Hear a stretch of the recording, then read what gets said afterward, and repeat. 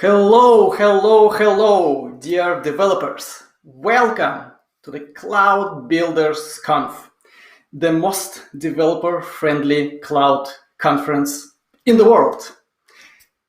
My name is Maxim Salnikov.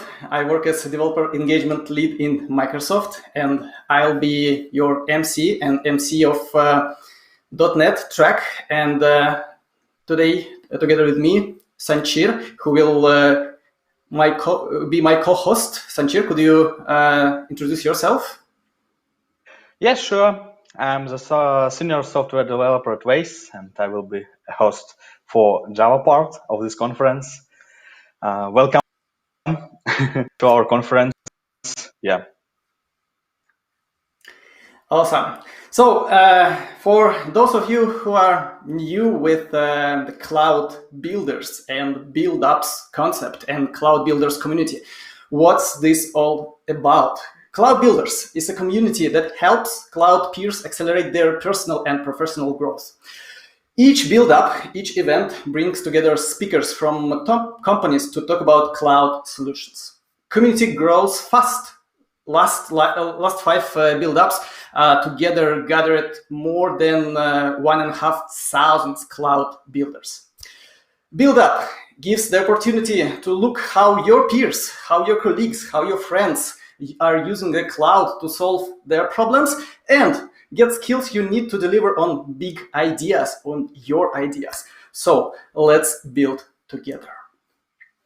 Yeah, we have 2 nights starting at 6 p.m. Kyiv time, technical talks, lightning talks, demo sessions. Also, we got more than 1,000 registration and happy to see you all tonight. And also we have speakers from the Microsoft, AWS, IBM, Red Hat, Oracle, Creonet Reliability, and JFrog. Yeah. I think we managed to gather really stellar speaker lineup. So folks, bear with us, and next 2 days or two evenings, or depending on your time zone actually, because this is global, this is worldwide event, you will learn a lot, not just theory, but lots of practicalities, lots of things that you can apply on your job as a developer, as a cloud developer every day. Let's start. And our first session is common for both tracks, both for .NET and Java. And actually we spent some time thinking what could work to be interesting for both audiences. And actually, of course, it's not only limited to .NET or Java. It's very relevant to literally every developer and every cloud builder. And I think we found really interesting idea how to start this event, which topic to choose. With that, I would really love to invite to our virtual stage our first speaker, or actually this will be not a session, not a classical one at least, this will be a fireside chat. So please welcome Baruch Sadogursky. Yeah. Hey everybody, Hello, good evening, good morning, good afternoon, wherever you are, and welcome to the Cloud Builders Conference. Cool. Welcome to our stage. It's a great pleasure to have you. Okay, Baruch, this event is for developers. And it might be so that I'm, as a developer, constantly hear something about DevOps. And I will even start to think, could I ever succeed in my developer career if I do not do anything with DevOps? Why everybody's talking about this? Should I know something about this? Should I start doing something practical on this? So let's discuss DevOps and how is that relevant to every single developer in the world. Sounds good?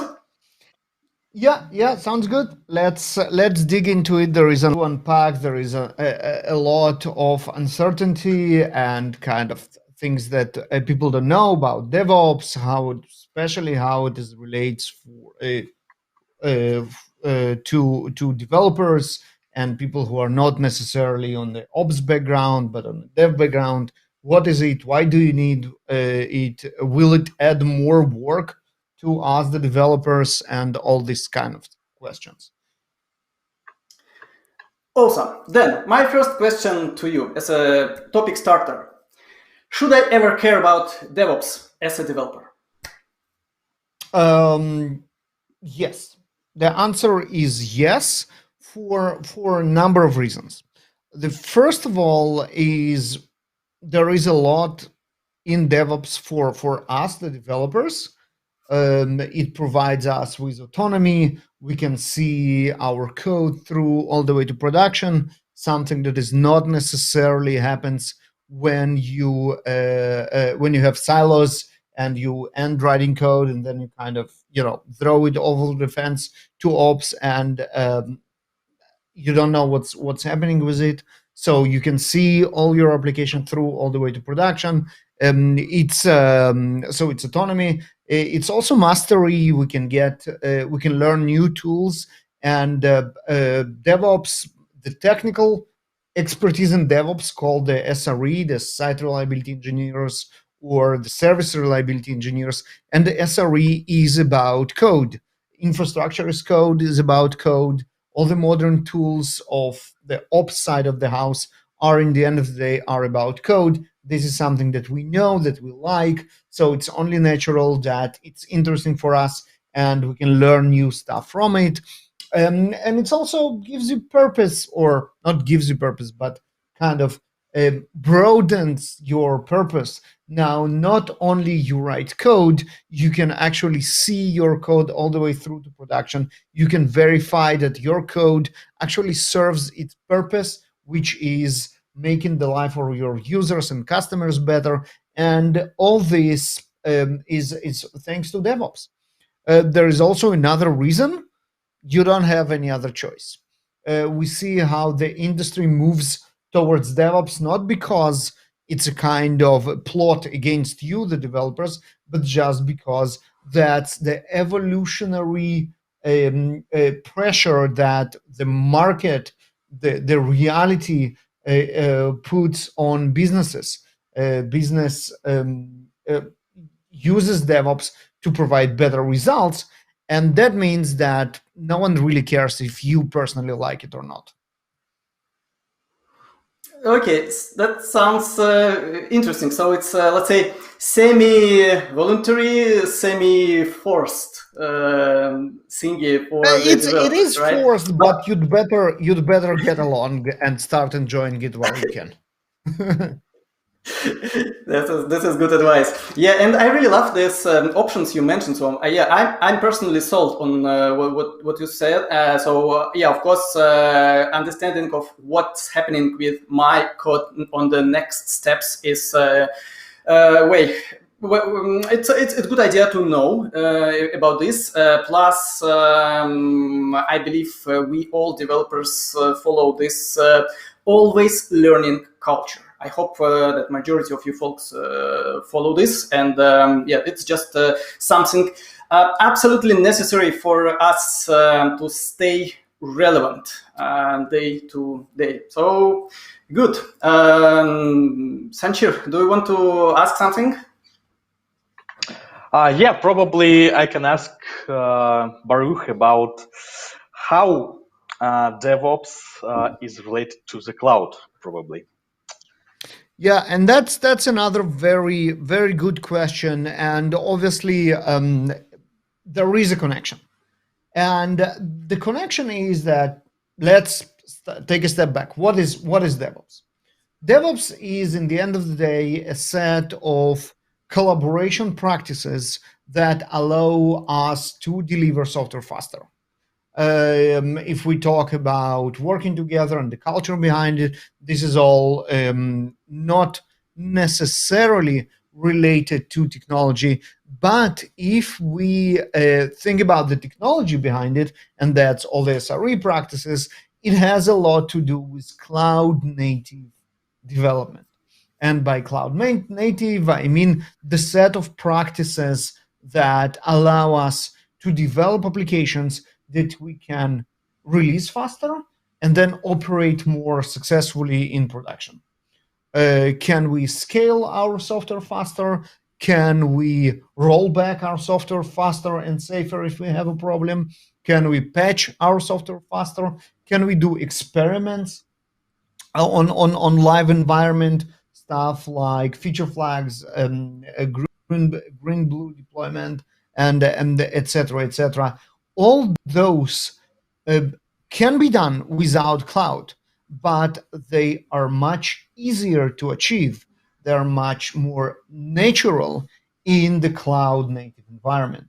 And stuff like 12-factor app, microservices architecture, deploying to the cloud, all those make the achievement of DevOps goals easier and less painful. Yeah. Yeah, That's great. And yeah. Maxim, you can proceed. I can elaborate on that.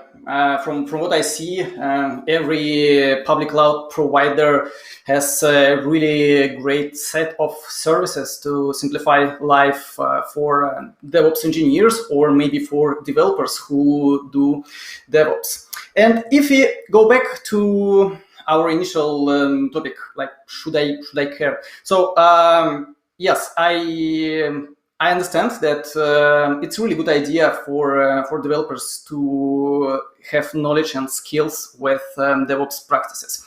Then the question is following: why do we have a separate job title then, like DevOps engineers? And by the way, many companies are hiring DevOps engineers. So where is this borderline happening between dev department, ops department, developers, operations, DevOps? How do you structure this? Yeah. So let me tell you one thing. DevOps engineers do not exist. DevOps engineers do not exist because the term itself doesn't make sense. We just mentioned how DevOps is a collaborative practice. It's a bunch of cultural approaches that allow the dev and the ops work better together.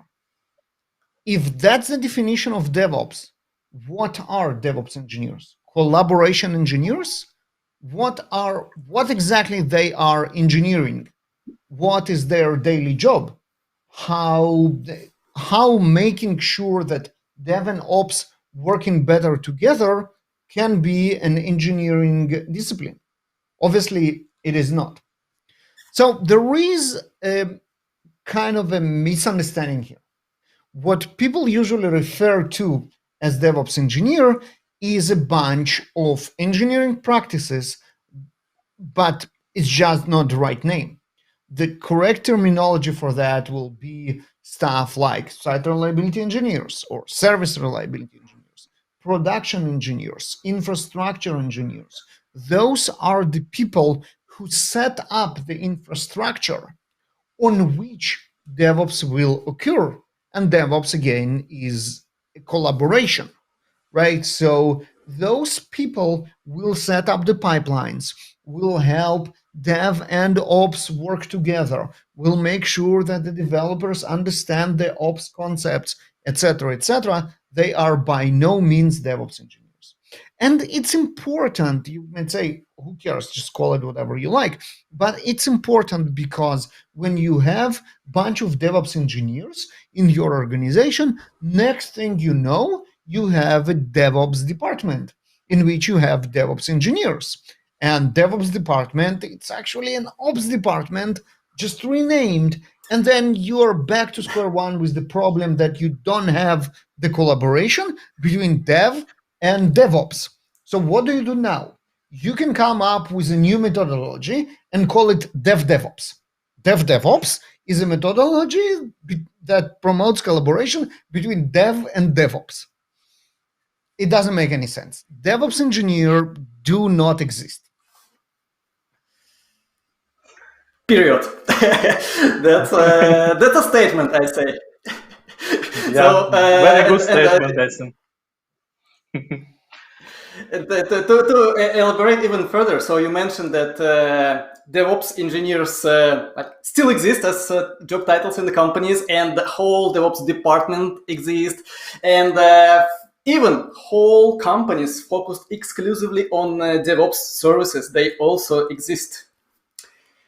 Yeah, no, absolutely. I mean, it's all abused, and there are market trends and buzzwords, and once the recruitment in industry starts peddling a term, it's very hard not to follow along.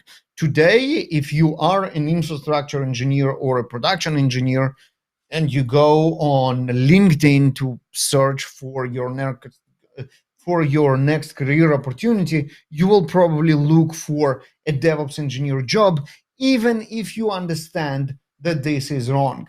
But it doesn't make it right. Got it.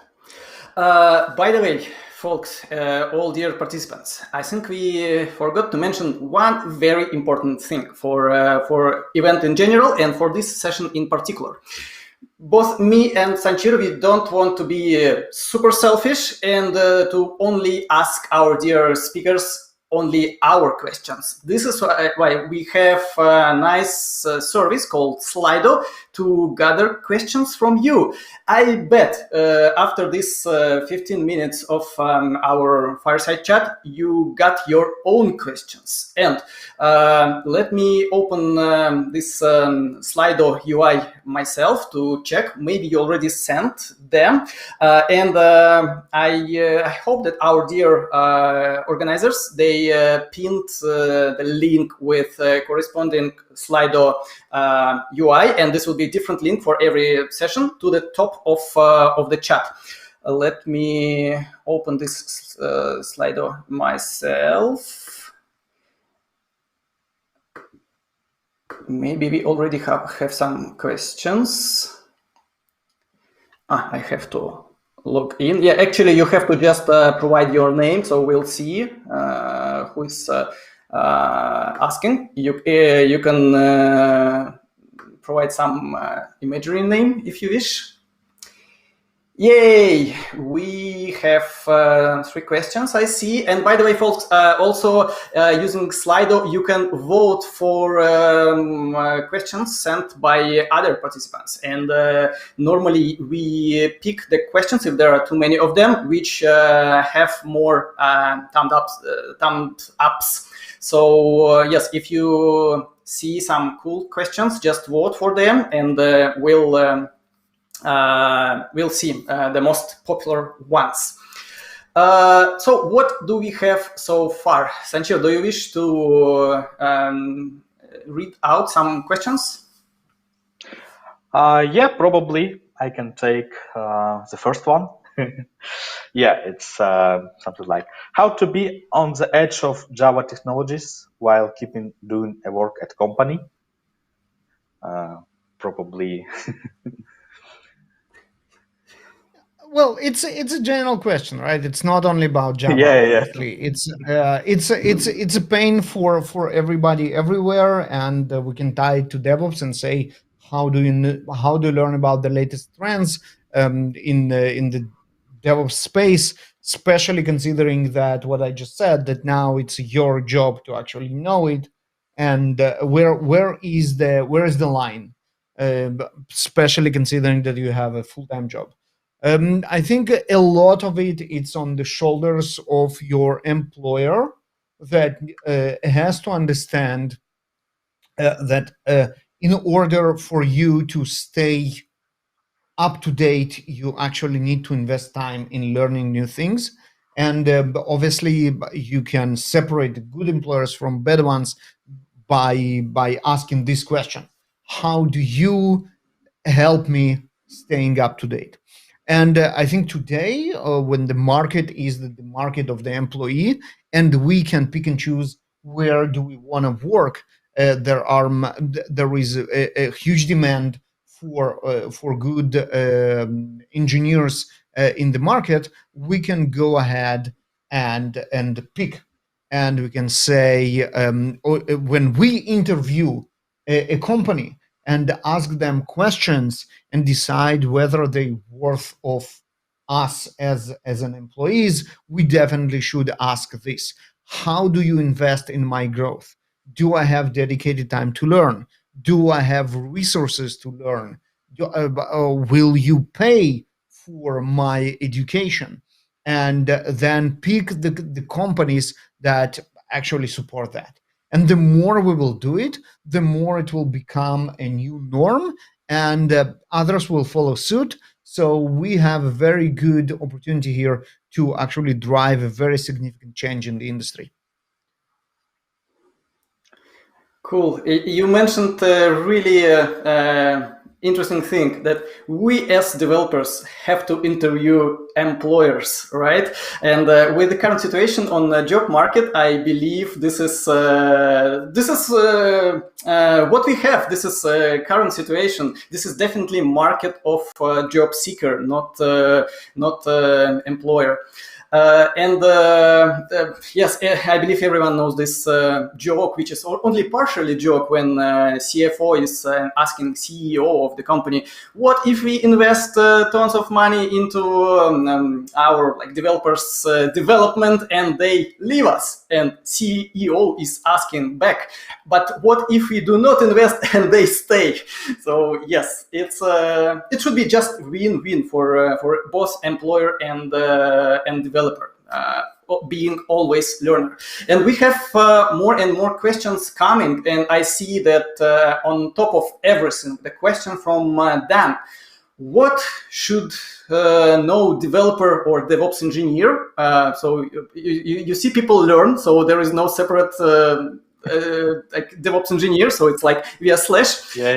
So what should they know in 2021? What are the rising technologies on this area? So let's say, what's on hype?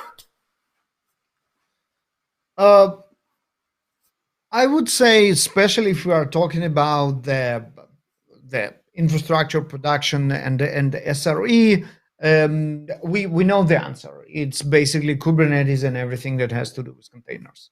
It's been a hype for some time now. It doesn't look like it's going away. So if you want to learn one thing, that would be it. Containers and Kubernetes looks like the most efficient investment of your time. Even if you don't have to work with it on a day-to-day basis, because you do have SREs who set it up, and then you are just a user, you create an application that then got containerized and deployed on Kubernetes. Understanding how it works will help you doing a better job in writing for it. And as I already mentioned, it's just a piece of software. It's a fascinating piece of software that promotes infrastructure as code, and code is something that we know and like. So I would say, take a look at Kubernetes. It's fascinating. You're going to like it. You're going to hate it. Whatever. It's going to definitely help your career as well.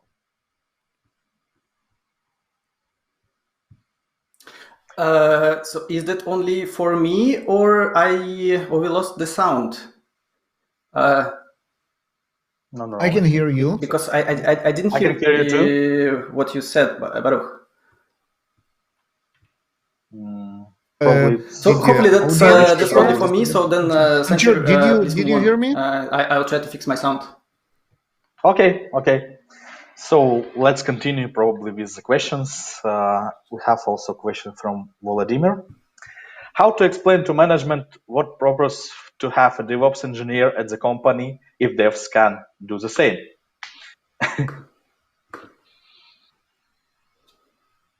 Now I missed the part. How do you explain to manager what? To management, what purpose to have DevOps engineer at the company if devs can do the same? Нет, никого не слышу сейчас. Yeah, so we're good, Maxim? Yeah, no, Maxim can't hear us, but I will answer anyway. So devs can do it anyway. Well, yes, but devs can do a lot of stuff. They can mop the floor, right? That's not a rocket science as well. The real question is, what will be the most efficient investment of your time and your knowledge? Will you be at your best writing code, or will you be at your best setting up Kubernetes? It might very well be that you are actually can contribute more to the company by doing something else, not what you are doing now, and this is fine as well. But generally, when you say, well, I'm a Java developer, I'm not sure how to do those things, the site reliability engineering things, it will be more efficient for the organization to have someone who is more specialized in that. You will work together. You will know what they are doing. They will know what you are doing. That's DevOps at its best. But in the end of the day, the deep specialization doesn't go away. Ooh, I got sound. Good. Yeah, great. Yay, welcome back. Cool, folks. Yes, this is live event. Everything can happen. Yeah. So since I lost context a bit, Sanchir, please take the next question from the list, and then I'll. Yeah, sure. We have also second question from the Dan. No, it's the same question as we have earlier. So the second question is about containers and Windows. Is it something that we should use? I mean, originally containers and Linux are our best friends, but what about Windows? Servers are Linux, right? I think in one of the conferences that I attended in person, there was like a stand of the whatever, some kind of a Linux distribution. I don't remember, maybe it was SUSE, maybe it was Red Hat, and they have those stickers that says servers are Linux. We can argue if that's kind of a true statement 100% of the times, but I understand what they wanted to say. In the end of the day, if you go to production and if you go to the cloud, the servers are mostly Linux, the containers are mostly Linux. There are interesting setups in which you run on a Windows stack, and then you can use Windows for containers as well, but that's more of an exception than a rule, and it's kind of oddity. Again, if you want to hit like the majority of the market with your skills, I would say it's safe to assume that containers are Linux, and this is more or less the right answer in most of the times. Fair enough. And by the way, in this questions on Slido, I see not a question, but sort of confirmation of your words, Baruch. Dan is writing, I think developers are responsible for DevOps as well. Why do we have another person to deal with that? So yes, I think you have more followers on that idea. And by the way, what's the perception of this statement? I bet you say this for multiple crowds, maybe on multiple conferences. What's the normal reaction of people, especially DevOps engineers? That's. I mean, I get this question about like, let's try to predict the future a lot. And I think it's a very, very hard question to answer because everything changes so rapidly. I would say if I need to pick a next trend, it will be the edge computing. It will be moving the compute to new places, to new areas, putting them in more distant locations to optimize the compute. And it brings tons of different interesting challenges. How do we update software there? How do we make sure that everything runs as possible? And if we think our problems now are hard in our data centers or the cloud that we control, those are nothing compared to the challenges of of edge computing. But this is interesting. This is where the cloud computing was 5 or 10 years ago, and I think we will pick up very, very rapidly. And really, that's the next frontier, if you wish. Got it. We have only a few seconds left for our fireside chat. What could be your final advice, final recommendation for all our participants? So they will hear lots of tracks about development, about .NET, about Java and satellite areas. So what is like advice from Baruch? I would say take a look at what your peers in ops, SRE, production engineering are doing. Be a T-shaped engineer. Not only go deep into what you are doing, but look around. And I would say, be a Z-shaped engineer. Look at all the other directions. Look what the SREs are doing. Look what the product are doing. Look what the testers are doing. Learn a little bit what their process looks like, what their tooling looks like. It will help you to be better at your primary job. Awesome. I never heard term Z-shaped engineer or developer. And for those folks who are not speaking Russian, so this is a letter in this language, which is actually, I don't know how to describe this, maybe like simplified snowflakes, all directions. So be open-minded. This is great advice. Thank you very much, Baruch. Special kudos go to your background. So you literally provided us with a true fireside chat. And thanks for joining. That's an idea, right? Totally. Thank you, Baruch.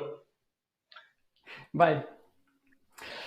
Okay, Sanchir, let's move on. So let's check what's next on our agenda, which is super packed. We literally have agenda written like minute by minute, and you will not get bored with us, folks. So stay with us for, I believe, next 3.5 hours.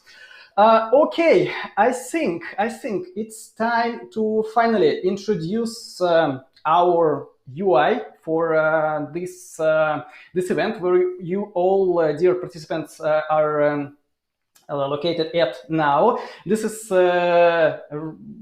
relatively new, at least for me. I use this for the first time, software called Pine.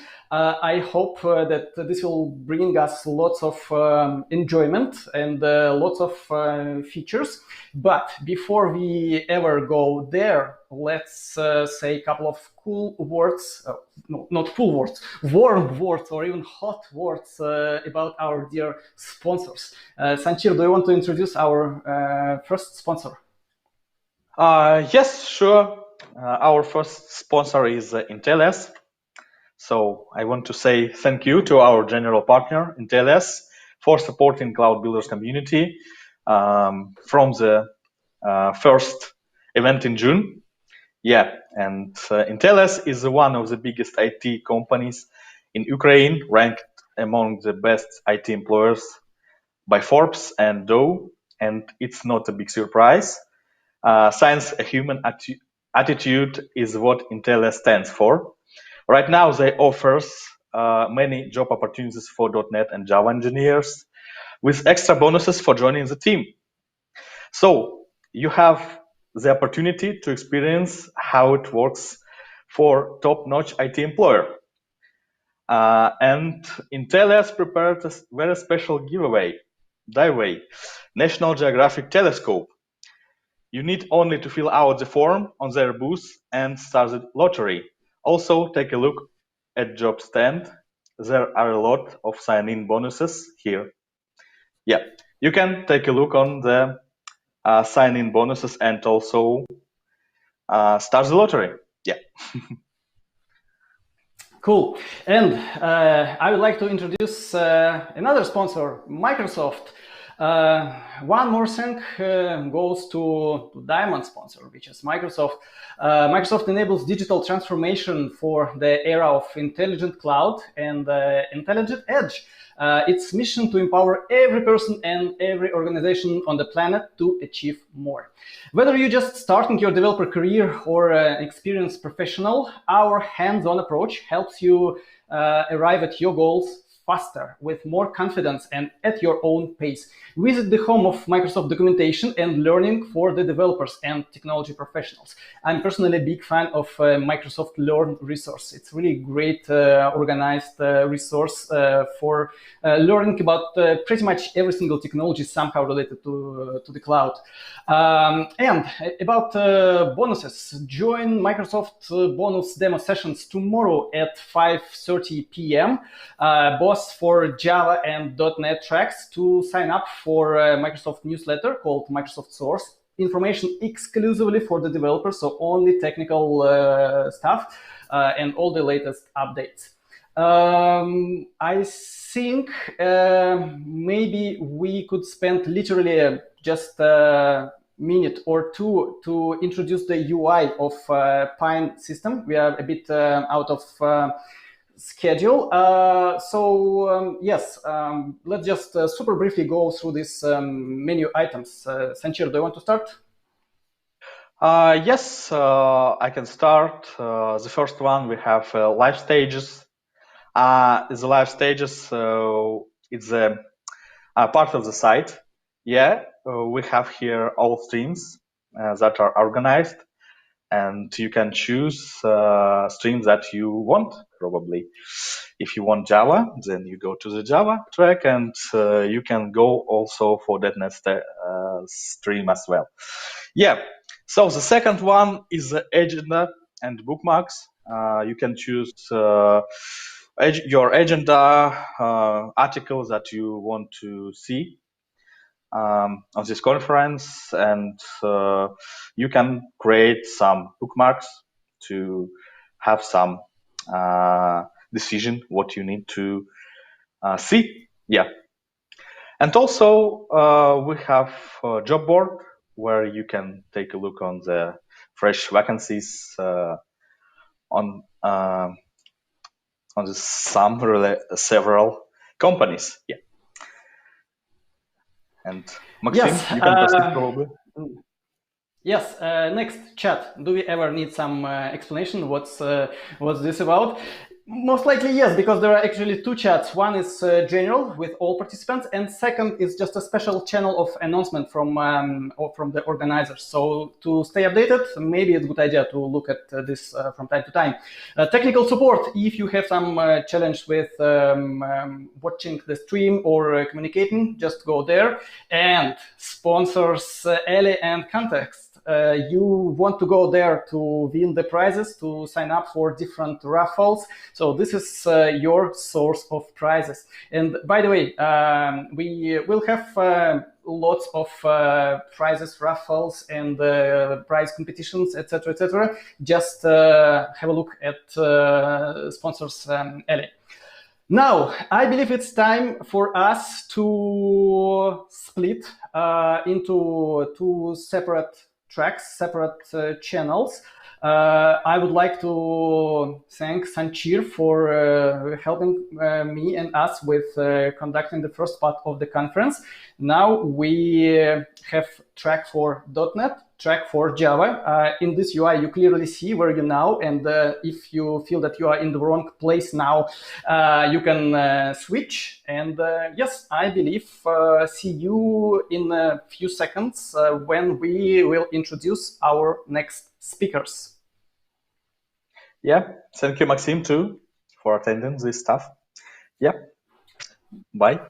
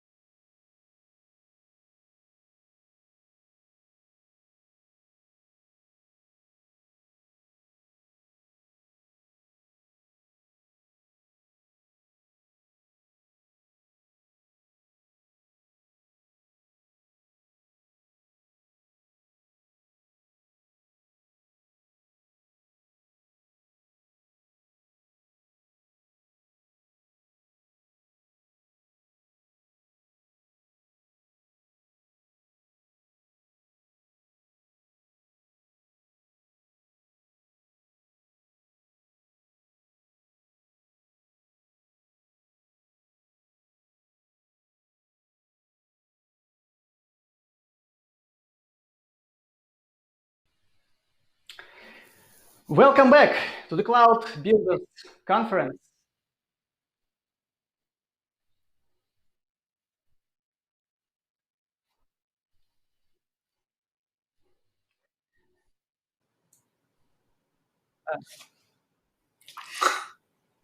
Yes, sorry, it's Can you hear me?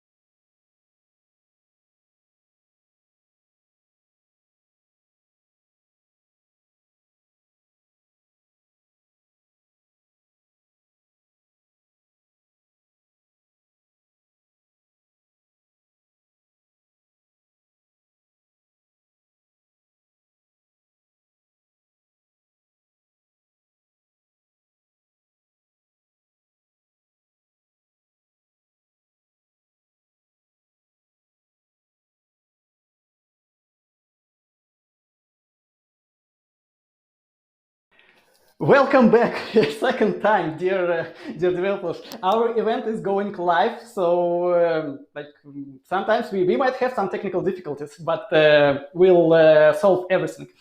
Yes, without any further delay, let me introduce my dear colleague, Scott Hunter. Scott Hunter is working in Microsoft and responsible for Microsoft .NET platform, which includes .NET Framework, .NET Core, ASP.NET, Entity Framework, .NET Tools, Web Tools, and managed language like C#, IF#, and Visual Basic. Welcome, Scott. How are you feeling today? Great. I'm glad to be here. Can you hear me?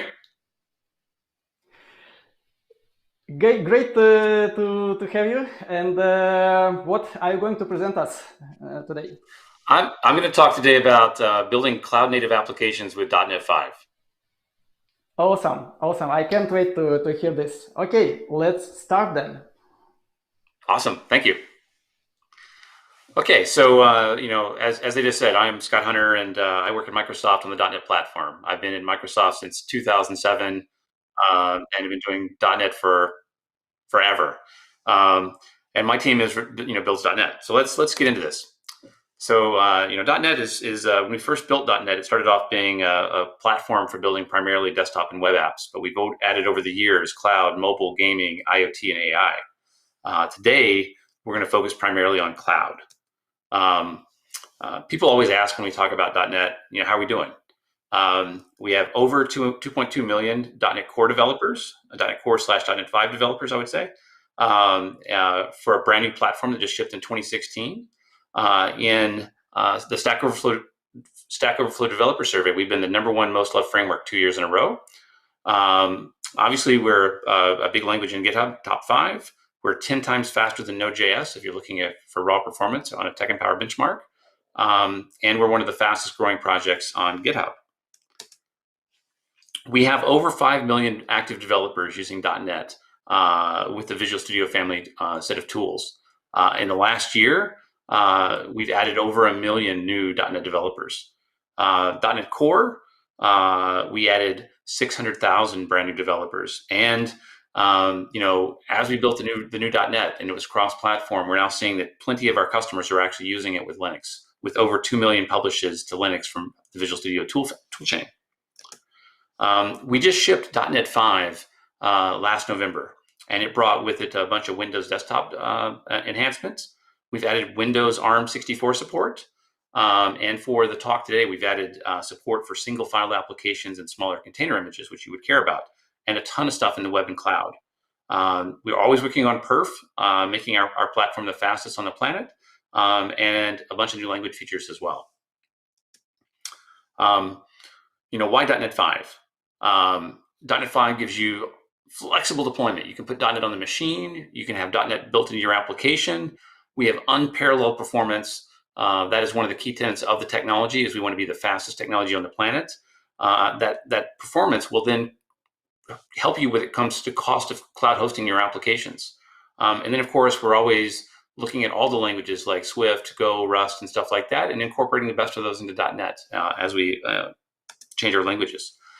If you're building web apps and services, why .NET 5? Fastest framework on the planet. You can go look at the Tech and Power benchmarks. We are the only full stack platform there that is constantly in the top 10 across all the benchmarks. We have amazing deployment on Linux and containers with our technology. Smaller image sizes that use less memory. So we're always making that happen. Best languages and new API enhancements to our framework all the time. You'll see a few of those today in some of the demos. We have awesome support for OpenAPI for REST APIs. And with that, we can do client generation. We now support actually publishing your APIs to the cloud and to an actual API management platform as well. Obviously, cross-platform development and debugging. You can take a Windows machine and actually develop on Linux with WSL2. And you can build full stack C# web applications with Blazor and ASP.NET. Let's talk about performance for a second before we get into the microservice stack. Every release of .NET, we've made it faster and faster. So you can see over between .NET Core 3.1 and .NET 5, we improved socket performance 30% on Linux. JSON serialization all up 19% over .NET Core 3.1. Serialization for large collections and arrays 3 times better in now zero alloc. And we added, we've taken our gRPC support. That is a modern RPC-based API calling mechanism. And we are now faster than Go for this. And so what you can see here is if you're building these applications on .NET, they're going to run faster. Pretty much every release, you can expect a 20 to 30% improvement probably year over year. How do we ship our products? We just shipped .NET 5 last November. It's what we call a current release. And so every November, we ship a new release. So .NET 6 will come out this November. And every other release is a LTS, long-term support. So the current one is not an LTS. .NET 6 this November will be LTS. The LTS releases get patched longer for 3 years versus 15 months for a current release, but the quality of each of these is exactly the same. You always have to be on the latest version to be supported. And then I mentioned before, the quality is exactly the same. And the cool thing here is our goal here is, .NET completely side by side. You can decide when to put a new one on the machine. You can self-host it inside your application. So no longer are you hampered by, does my machine have a version of .NET on it? You now control that yourself. Now, let's jump onto the topic for today, and let's talk about microservices. Here's how we think of microservices. On the left, you see a monolithic application that we would then clone across a bunch of machines. One of the things that microservices does for me is, you can see I just took that application and I put it on a bunch of hardware. And the way I would scale that application on the monolithic application is by just adding more hardware. Now, the cool thing is with microservices, notice here, I can take these and I can spread multiple apps across multiple hardware. And this makes it much easier to scale and drive your application. It also means that because you can break your applications up into pieces, your teams can work more independently. And so we think it's a faster model for building applications as we move forward. Now, you might have heard the word container. That's a very popular word as well today. And you can see here, I've got virtual machines. That's the old way of doing things. And you can see I've got a guest OS here. I've got my application inside of that thing. And so how does a container change that? Well, notice on the left side, the guest OS is part of those virtual machines. That makes those things big because they're going to carry a Linux or a Windows with them. On the right side, you're going to notice that my app and its required binaries are now independent. They're not really tied to the operating system, which means they can be deployed as a single entity across the system. This kind of shows what a traditional virtualized environment looks like. You can see my apps there. And in this case, my app's not really using much of the computer, but I own the whole computer. So I'm not really getting the best benefit out of that. If I containerize, now I can actually fill that other virtual machine all the way up and use it completely. And so by breaking your app into containers and virtualizing it with something like Kubernetes, you can get much more usage of the hardware that you have. Then I can remove the old machine. I don't need it anymore. And we see that by 2022, over 75% of all applications in the world will be running containerized apps. And so what's behind this growth? If Kubernetes is the leading orchestrator for the future of apps, and you can see here that Capital One, eBay, SAP, Pokemon Go, Spotify, tons of huge known apps are running in this technology today. It's also vendor neutral. You can run Kubernetes in Azure, you can run it in AWS. I prefer you to run it in Azure. And it's also community supported, tons of contributions. It's an open source project. And so that's why we think there's a huge amount of growth in this space. And here's how Kubernetes kind of works is basically it has a controller. It is a controller. And what it does is it actually looks and makes sure that all the nodes are in the right state. So for example, the controller will actually be watching all the nodes, that's your virtual machines, and it will actually make sure they're actually doing well and running good. If not, it'll start one, it'll restart one and do all that kind of stuff for you. So it's managing the entire ecosystem for you here.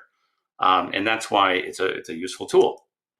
Now, that's a quick really run through of virtual machines, containers, and Kubernetes. Well, how does that apply to .NET? And we're going to do a bunch of cool demos in a second here. So we've got a bunch of things in .NET we've done for this space. Number one, we have awesome support for REST. We have web API projects in .NET. In .NET 5, we have support for something called OpenAPI, and I'll do a demo of that. That is a description of your APIs. And OpenAPI lets me do a lot of cool things. I can give you some really cool tooling. I can generate client code for you dynamically. And I can use this to publish to something like an API management platform because we have the definition of what your APIs do. We also have support for, and the perf slide said that before, for what's called gRPC. REST is great for having these kind of APIs that are HTTP based and they can change over time. gRPC kind of feels more like the old WCF style APIs, where you have a rich contract, and you define that rich contract in a file, and then we will actually generate the server stubs for you and the client code to call that, just like we do for the rest.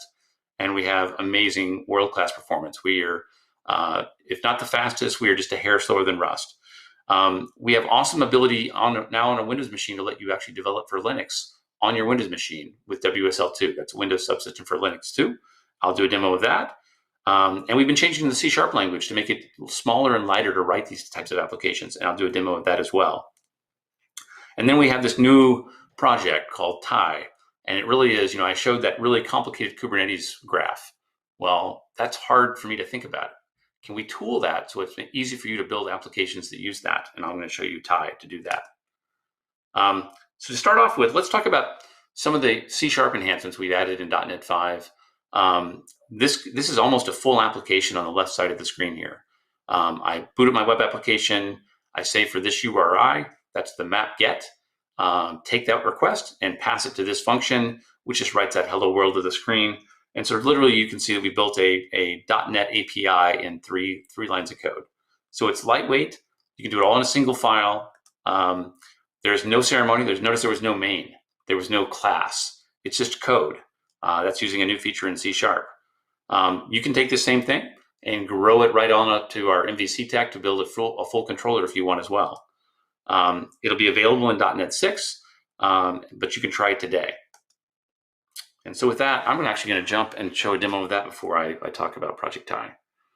So I'm going to go to my machine here, and I want to show you how simple and lightweight you can build an API in .NET. So I'm using the Feather project right here, and I'm going to launch VS Code. And just take a look at this. This is a ASP.NET web API. Because it's using C#5, there is no program class, there is no main. This is just the code written straight through. Literally, you can see I boot up my web application, I create it with the args that are passed in from the command line. I then can say map to a URI to a method here. And so you can see right here, it maps and says, hey, anything that comes in, write out asynchronously hello world to the screen, and then we run the application. And so if you've ever seen Node.js, you can now write .NET APIs in as little code as you could in Node.js. And if I go over here and run this, it'll do exactly what you expect. The .NET CLI is running. My application is running on localhost 5001. And this should do exactly what you expect. Let's do that. Hello world comes out to the screen. So that's a JSON response. Simple. And that's showing you what you're going to see in .NET 6 when it comes to building APIs. I've got a slightly more complicated version of this. Let's close that out. I'll close the tab down.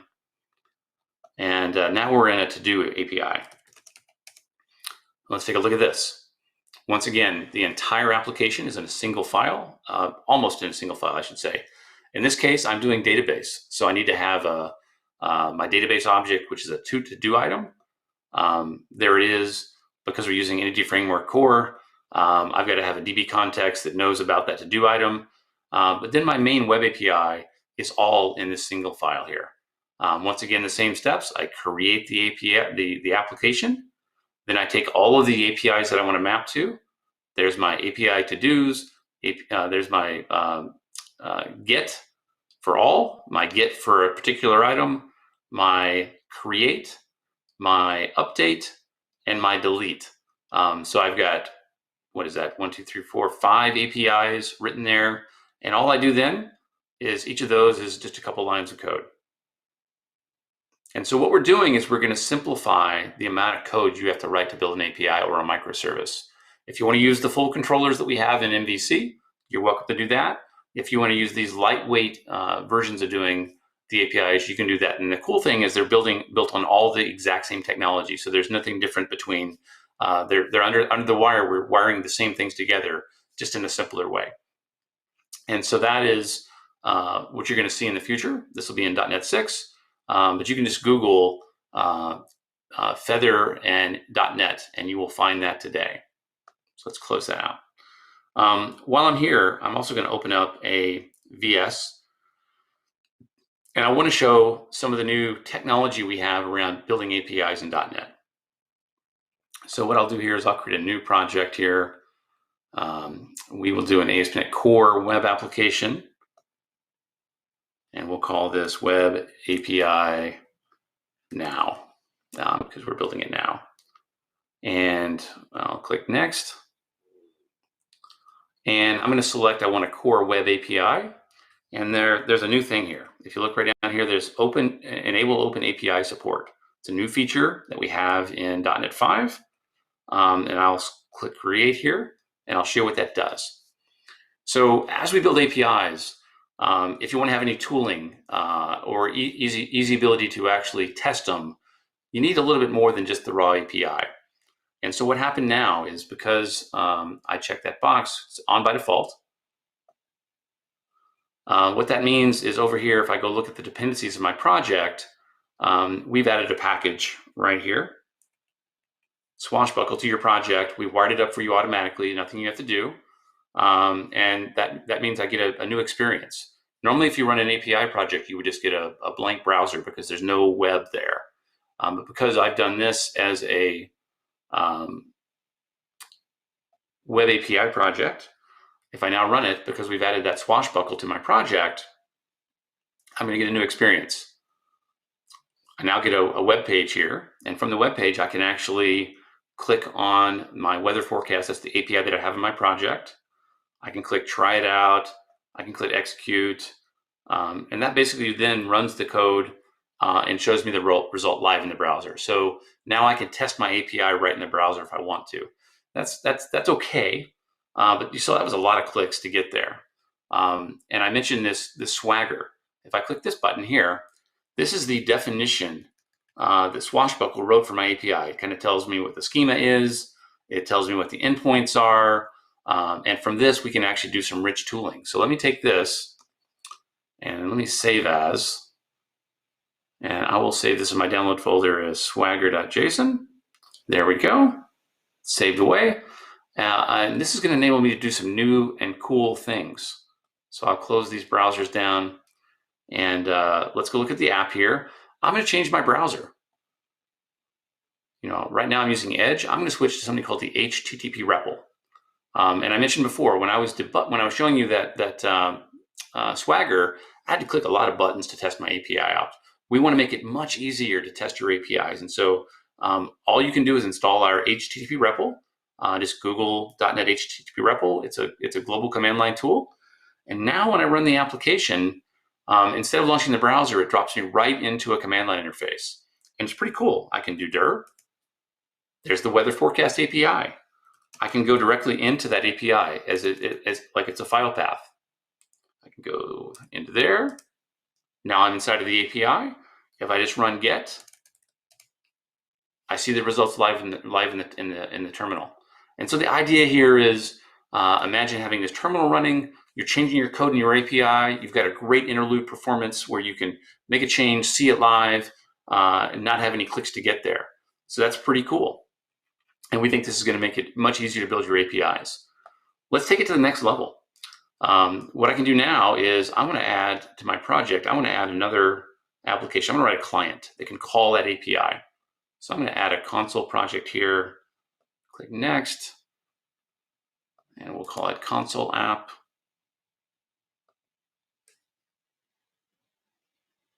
I'll create this. Here we go. And what I want to do is I want this console app to call that weather API. Now, because I've done all this Swagger, we have an amazing tooling gesture here. And by the way, this tooling gesture works both inside of Visual Studio. You can do it also from the command line. So this works on any platform, anywhere. It's part of the way we build everything today. So I'll go over here, and I'm going to click Add, and I will select Service Reference. And this brings up a new experience where I can decide to do an Open API or a gRPC. In this case, I'm going to do Open API. And it wants that Swagger file that I saved before. So let me give it that, because that's the definition of the API, and that's what it needs to actually write the tools for me. So I'll select that. I could fill in the namespace and the class I wanted to. I can choose the language that we're going to generate for you. You can see there. And then I can press finish. It's going to add some NuGet packages. It's going to do a couple magic things in my project. Let's go see what it actually did. So I'm still in that same connected services page before. And now you can see there's my Swagger JSON here. And if I click these ellipses, I can click view generated code.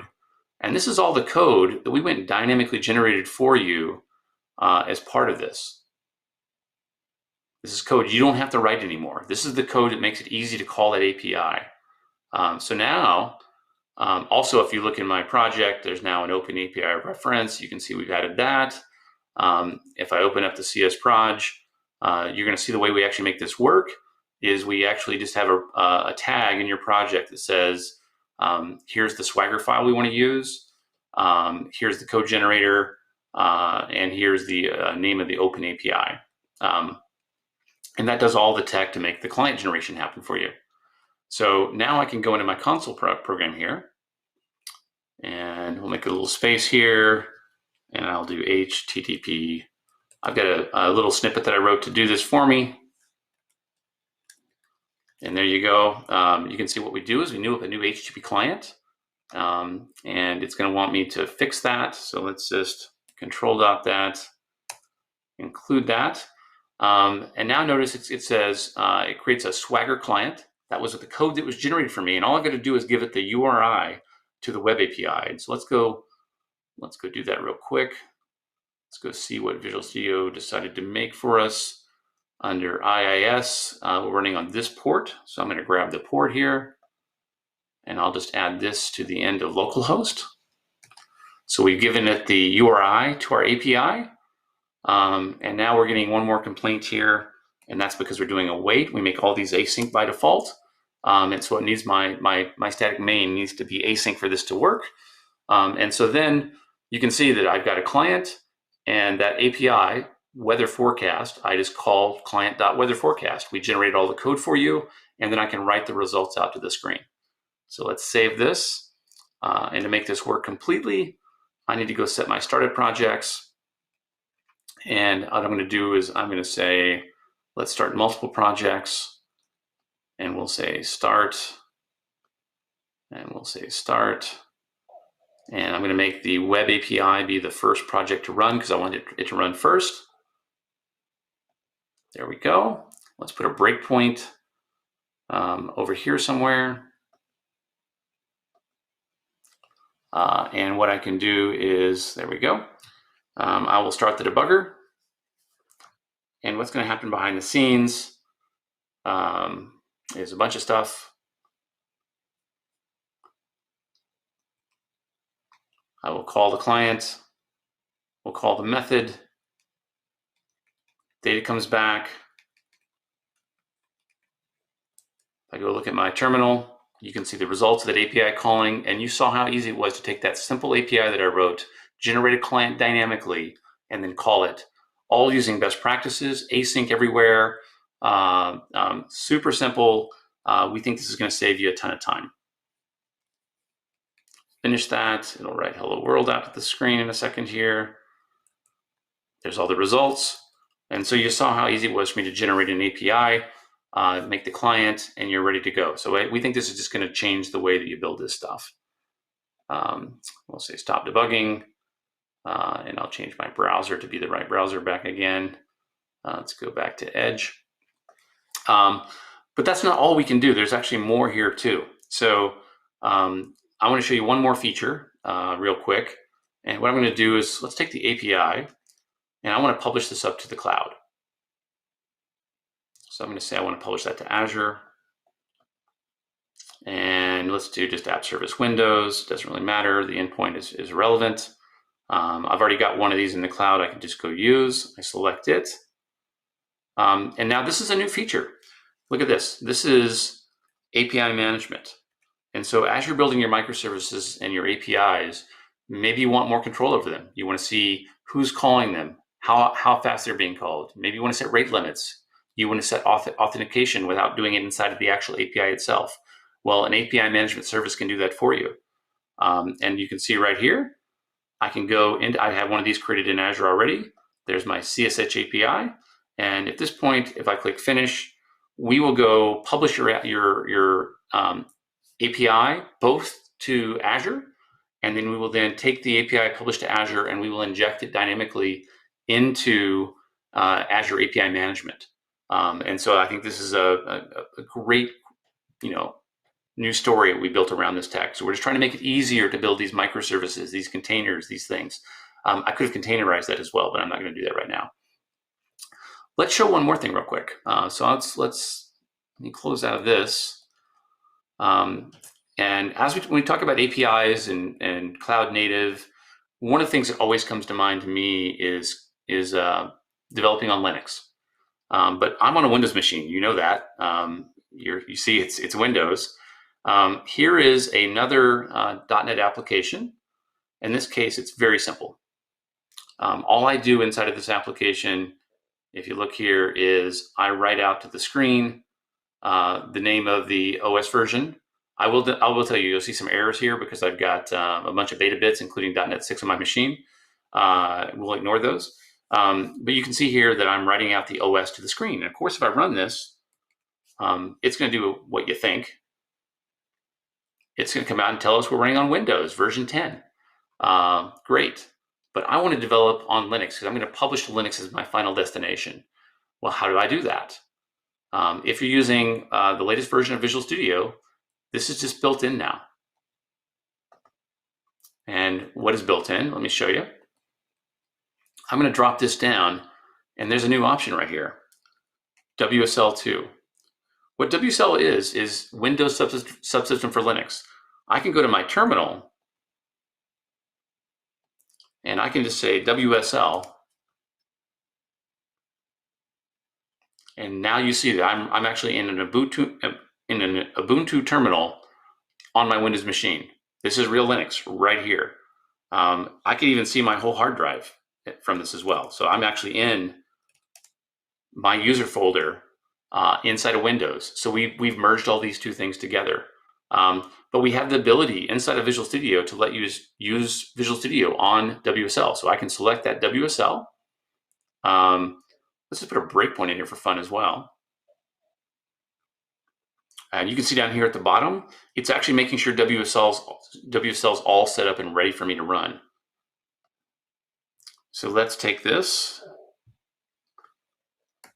and run the application. And now that same application, I'm actually running it on Linux on my Windows machine. And I'll tell you, the perf is actually just as good as running on Windows.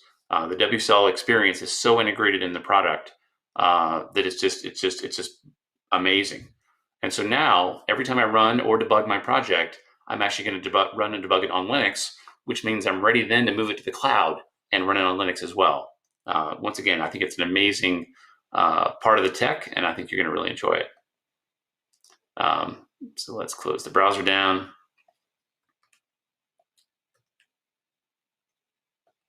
Stop that. And as I said, all the things you expect in Visual Studio work the same way. That same experience I just showed you can also do it with Visual Studio Code. So whether you're using the big VS or the smaller VS, both of those work 100%. I'll go back to the slides and let's talk about Project Thai, and I'll do a Thai demo. So let's jump back down. Here we go. Now, I showed this earlier graph that looked really complicated. This looks scary to me. Trying to think about how I'm going to publish my .NET application to all of this stuff seems really scary to me. And so we built a brand new tool called Project Thai, which we hope to ship in the .NET 6 timeframe. And it does a bunch of things for you. As you start building these containerized microservice applications, they're going to contain multiple parts. So in this case, look on my screen, I've got 3 services. How do those services find each other? When you put them in the cloud, the ports, the IP addresses are all going to change. And so Thai gives you an API that can discover and find those things automatically, so you don't have to worry about making configuration strings for those things. The next thing is, what if I want to add more dependencies? And in this case, maybe I want to add a Redis cache or a SQL server. Well, it would be terrible then to give you that project and you'd have to go install all that tech on your machine. But we enable with Project Ti, we enable you to use containers for these things without having to write any Docker files. We just manage that for you. The next thing is I want to run locally the same way. Just showing before I was using WSL. If I'm running this multi-container application, I want to try it on my machine before I publish it to the cloud. Using that same technology, we can enable that. Then even better is I've got a lot of pieces running here. How do I look at those and monitor them? I need a dashboard. Well, Project Ti is going to give you a dashboard.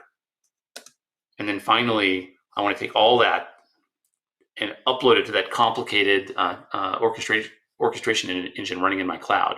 But I don't want to know how it all works. And so we can do that too. So let me drop out of here again. We'll go back to the terminal and let's show you some Ti. I'm going to need Docker for this at some point, so I'm going to boot Docker up real quick.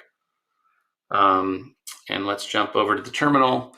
And what I'm going to have here is, close out the to-dos. I'm going to have a multi-part .NET application. So what I'm going to do is go to the root of the application, and I'll just type code.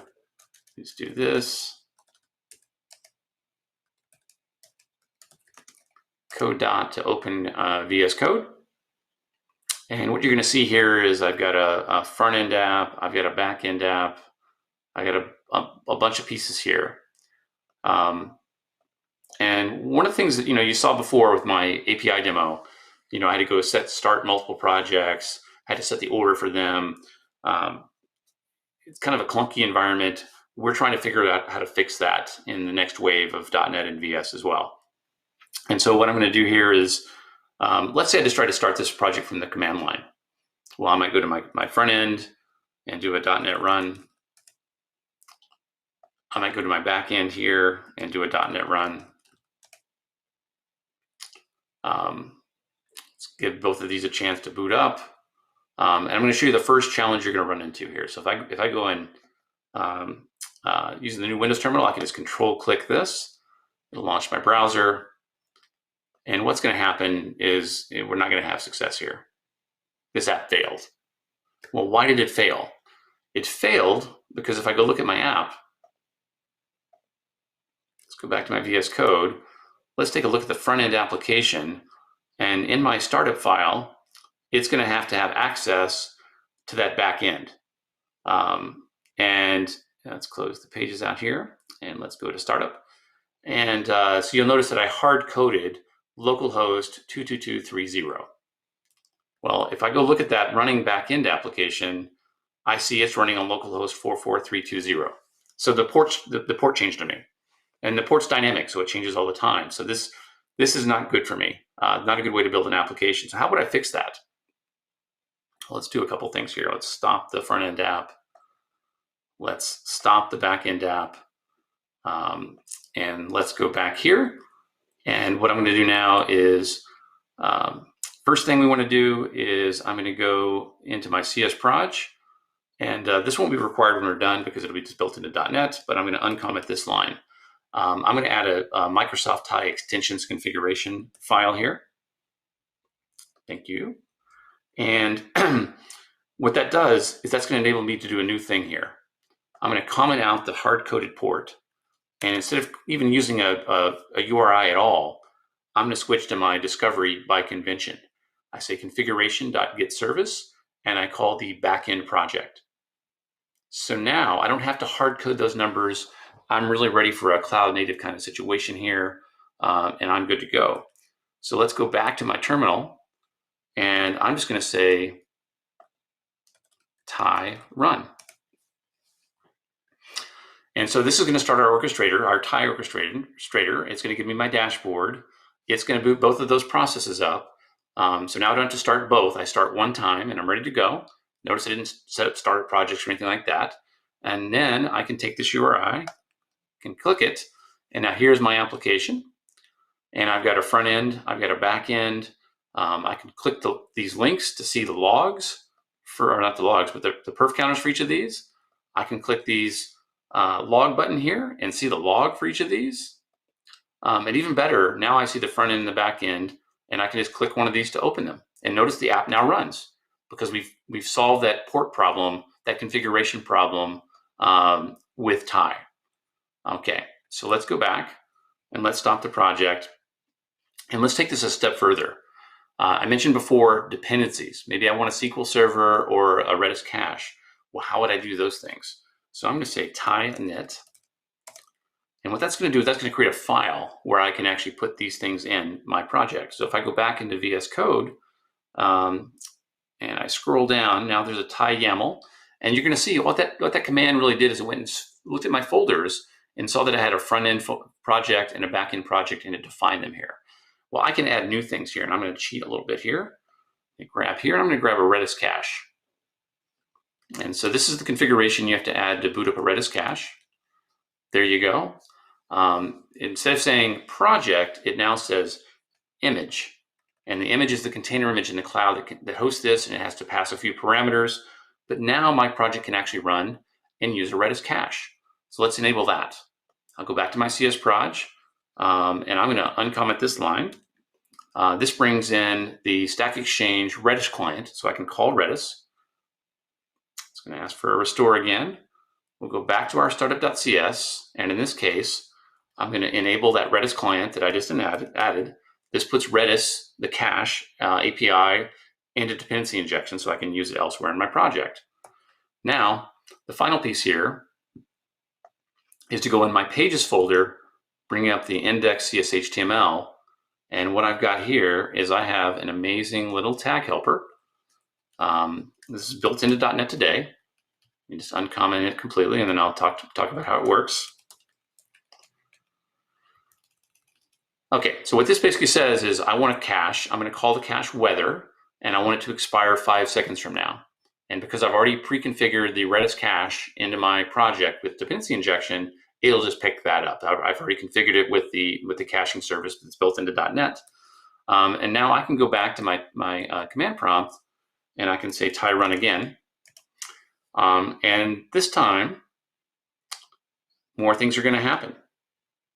You notice here that it's now pulling some stuff from the container images, and it's doing that because it needed to boot up the Redis as a container. I didn't write a Docker file; it's just there. Go back to my browser here. Let's refresh the screen, and now you can see I've got a Redis cache running. And the cool thing is this is a container. I didn't install it globally on my machine. It's not going to mess any of my configuration up. It's just there, ready to run. And so now we've very quickly taken this application and added a cache to it. If I go and click on the local host here, same page comes up. I refresh my browser, and the page only changes every 5 seconds. And so we've got a full cache here. That's great. So it's super easy to do that. Let me show one final part of this, which is I can stop one more time. And I could have done Thai run -- help, which shows me there's another command here called -- docker that I could add. And that will run my entire app Dockerized. Because I want to basically run my app locally the same way I plan to run it in the real cloud. And so I want to really test all of it running as containers. There we go, it boots up. And I'm showing you a command line experience. We're going to build this into the Visual Studio family of tools. It'll be there just like you would expect. And so some of the stuff I'm showing from command line will go away. I can now refresh the browser, and now everything, container, container, container. Never wrote a Docker file, good to go. Run the app, still works exactly like it did before. So now I've got my local machine working exactly like my cloud's going to work. Super exciting. So let's stop this and do one final version of this. I'm going to come over here and let me log into my Azure portal. And you can see in my Azure portal, I have a Redis cache. I have a container registry where my container images can go. I've got a AKS, Azure Kubernetes Service instance running in the cloud here. I can jump back over to my command prompt. We can do the final version of this. I can do Thai deploy -interactive. And the first thing it says, I need a container registry. Where am I going to put these container images? And so let's just jump back to the portal here. We'll come in here, grab the link to that, just paste it right in here. That'll take us a step further. Actually, I forgot I forgot a step here. We'll push this all the way through, and I'll fix the final step. Something else, notice here, interconnection string to use the service Redis. We know that you probably don't want to run your own Redis. You want to use the Redis that we might have in Azure. And so I can come back to my dashboard as well. I can jump into my Redis cache instance. We can go to access keys, and I'll steal this, and I'll paste this in. And that's simple. We have now published this entire application to Kubernetes. I don't know, it took 30 seconds to do that. I did miss one step, and let's go fix that one step real quick, and so we can actually show this app running in the cloud for us. I need to add one more piece. I need an ingress server. And so in the world of Kubernetes, you need a piece of tech that actually is the front door. And you can see this is called, we're going to call this ingress. It binds to these ports, and it points to the front end service. This is like the thing that points the web traffic to your front end application. It's what makes that allow to come through. So I'm going to add that to my tie.yaml file. And what we'll do here is we'll just do tie undeploy, which is pretty cool. I put all those pieces in the cloud. I run a single command. They're out of the cloud. Let's put it up one more time. I think because I undeployed it, it's going to ask for some of those things again. So let's go grab that again. Go back to the dashboard, go to my registry, grab my container registry. Those images go up. Once that Redis thing one more time. If I had not undeployed it, it would have actually cached these things and never asked me again. But we'll just do this one final time. It's got to be real. So this is not a fake thing here. There you go. So all the apps up in the cloud, it just started the ingress server there. And so I should be able to do kubectl get ingress. And it's still populating here, so we'll just give this a second, and it will come back. I'll just jump to the slides real quick, and then we'll come back to this. And so all the awesome demos, and then just to do a quick recap, .NET has awesome performance, and it's great for microservices. We have amazing support for REST and gRPC APIs with amazing tools. I didn't show single file, but you saw that we can build super small microservices. You saw Tie helps you build these services easier. You saw the Feather tech I was showing before, which uses top level programs to write really, really small APIs. So it's a great way to build these APIs. If I go back, try this one more time. There, my public port is. I'll grab this. Back to my browser. Open a new tab, paste that in. And now that app, you can see that app is actually really running in the real cloud with all those pieces, all due to Project Tie and the simplicity of .NET. Let's go back here. And then with that, I think I'm almost out of time. I'd say thanks for joining. Please ask me any questions either via the tools here, or you can reach out to me on Twitter.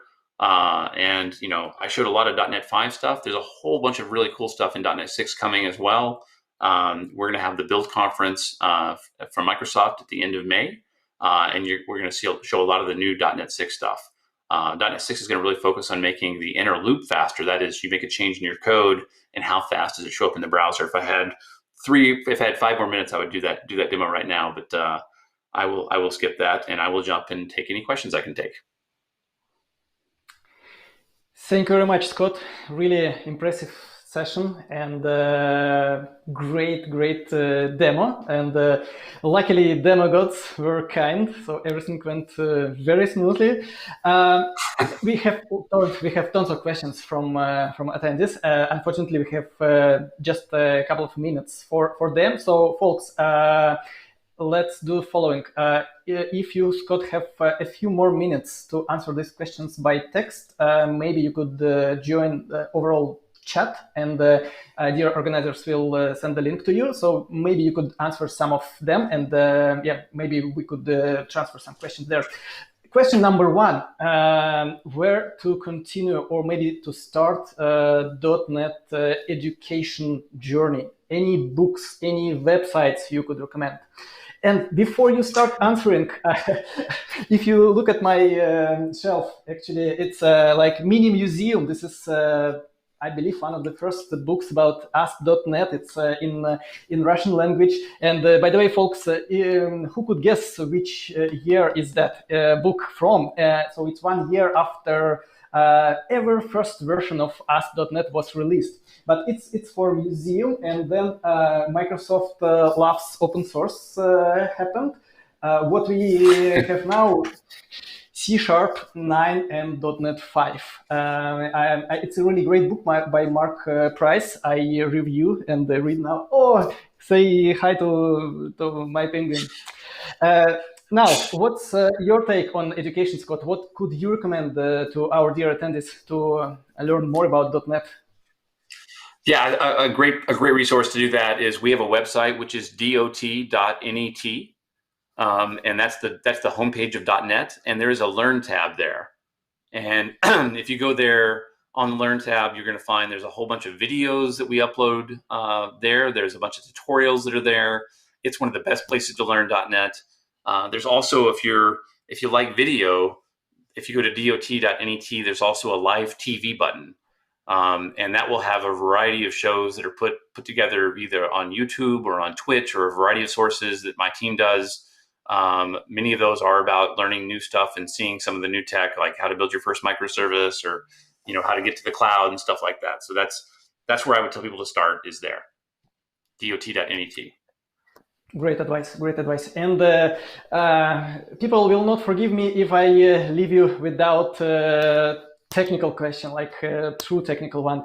Let's take this one. What do you recommend using Kubernetes as Azure service or Kubernetes on top of virtual machine, maybe in Azure also? So what's let's say what are pros and cons of this or that? If you can answer this really briefly. So that's actually a great question. For most applications, Kubernetes is actually overkill for a lot of applications. Kubernetes is an orchestrator that runs, a ton of applications. It can run a bunch of virtual machines. It can let you set up the rules for how networking works between those machines and stuff like that. So it's a pretty complex system. I actually recommend people to start with what we call PaaS services, platform as a service. In Azure, we have one of those called Azure App Service. And that is you can still run containers in that. You can run Linux in that. You can run Windows in that. And it does all the work for you. Instead of having to write all that orchestration rules, you can basically drag a slider to scale your application up or down. You can set a bunch of rules and stuff like that. And so, if you're just running one or two services, that's probably going to be a simpler thing for you. The people that are running Kubernetes are the ones that are running really complicated distributed systems with lots of parts.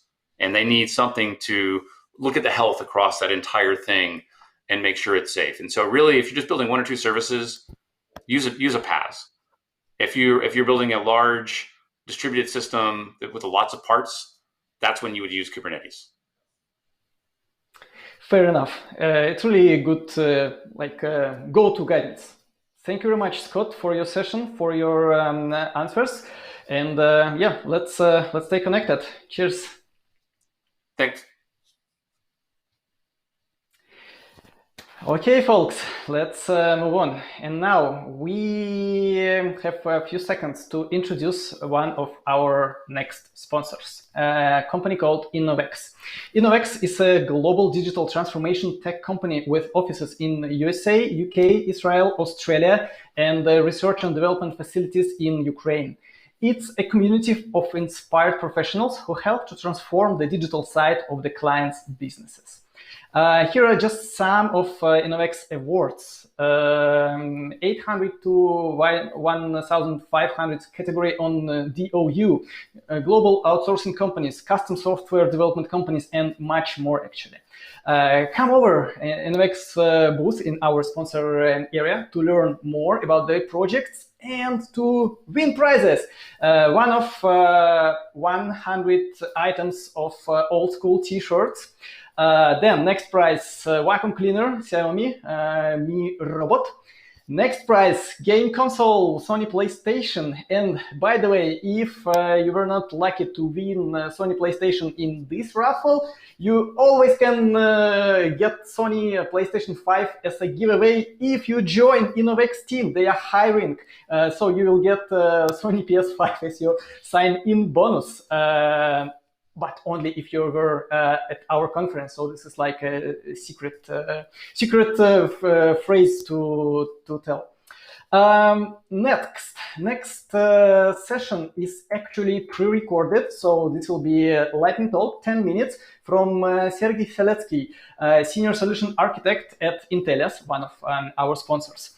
Let's look at this session. Hello, Cloud Builders. I'm Sergey, and I have a great opportunity today to share my experience with cloud architecture on Azure.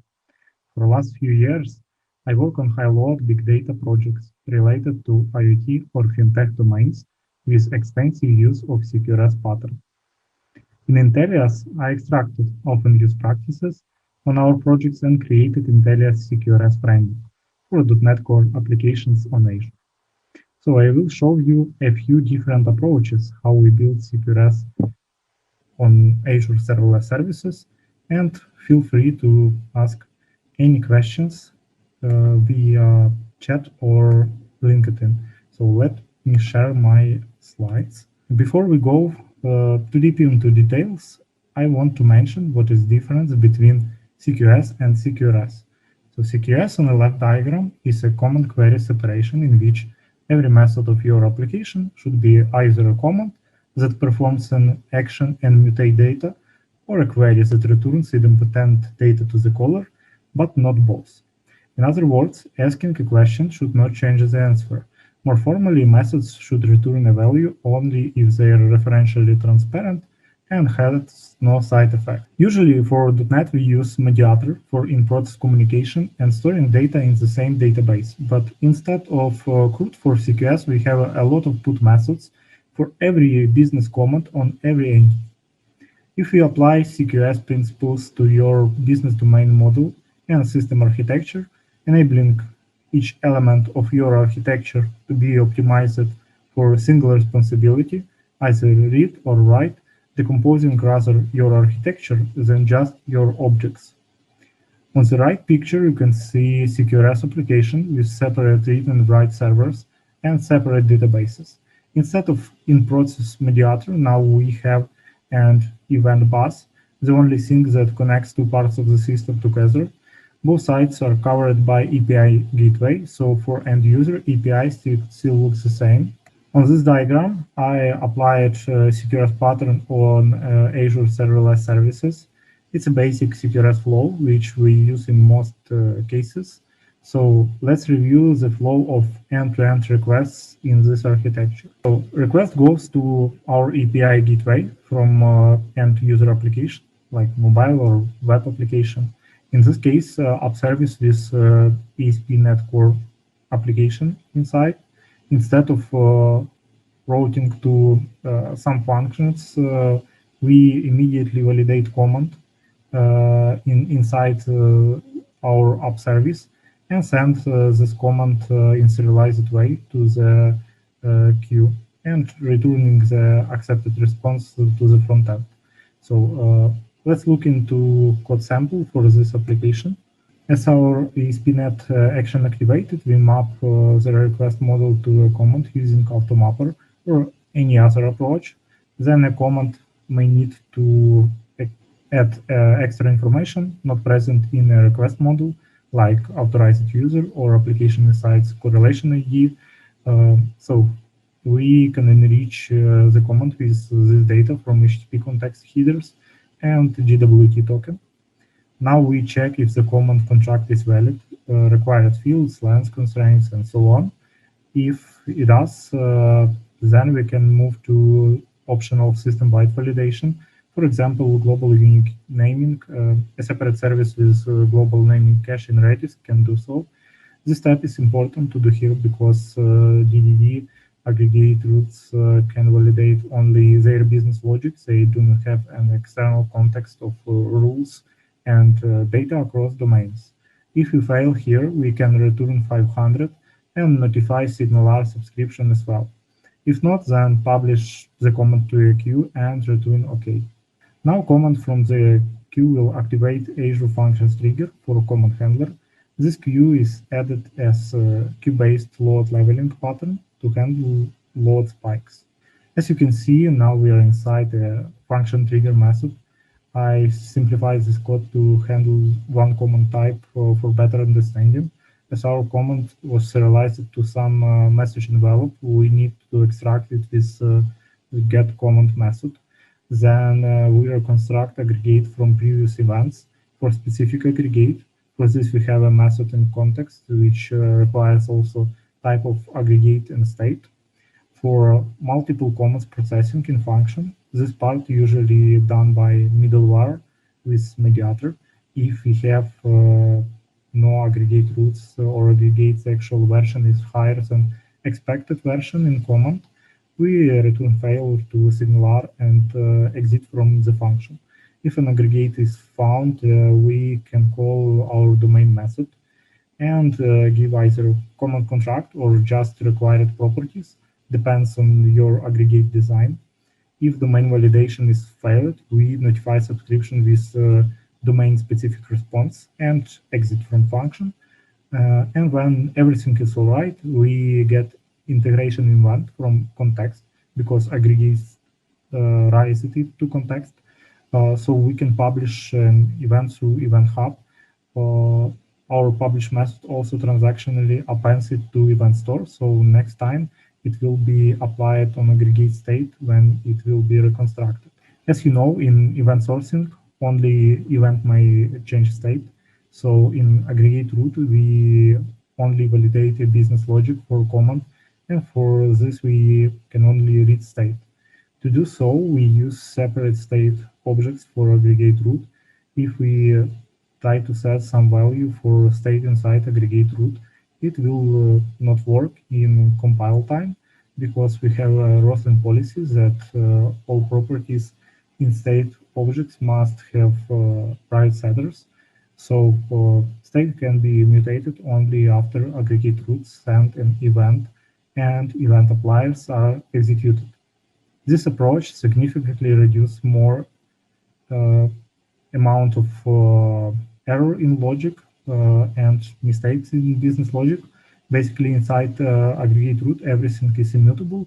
Only thing you can do is publishing event if all rules executed correctly. And one more thing from DDD is value objects. In .NET 6, Microsoft added new features specially designed for value objects. Record keyword in C# simplifies creation of immutable value objects, and keyword with helps create copies of objects and project new values to it. Now C# more friendly to DDD than ever before. Now subscribers on Event Hub will be triggered. Remember, it could be hundreds of them. Also, other microservices or systems can subscribe, as SignalR does in our case. On production projects, external consumers like ERP or CRM systems or other corporate system could be integrated via event handler connectors. When event handler is triggered, we need to deserialize event data and using some identity from event, find the appropriate read model writer. When we run event projection in this model, updating or removing some data, and finally sending a signal notification about completion through the resulting model if you use event only front-end communication. And for regular REST applications, we have the following flow. When the front-end app receives Signalar completed notification, it sends a request to get method of our API to receive updated read model from Cosmos DB. In code, it's pretty simple. Just a call to Cosmos DB provider and get a specific query model. Remember, this model is fully denormalized and optimized for the client. So we didn't need any data joins or post-processing. Usually this takes less than 1 millisecond on the server side. In the query model or its fragments, we always add related aggregate root IE and its version. These properties are used to create commands from the front end. This is simple and scalable. We reviewed serverless CQRS architecture on Azure. Probably you have some questions about it. So I prepared for you an open source project on GitHub. It contains an abstraction CQRS framework on .NET standards that you can build for your Azure functions. For any questions about the framework, you can contact me via LinkedIn. So thank you for attention. Hope this information was useful for you. And now I invite you to visit Intelia's virtual booth and participate in our giveaway. See you later. Thanks, Serhii. Thanks, dear Intelias company. And we are back live. Just a reminder, you're watching Cloud Builders Conference .NET Track. It's my pleasure to introduce our next speaker. Kirk Davis is a solution architect on the application modernization team at AWS.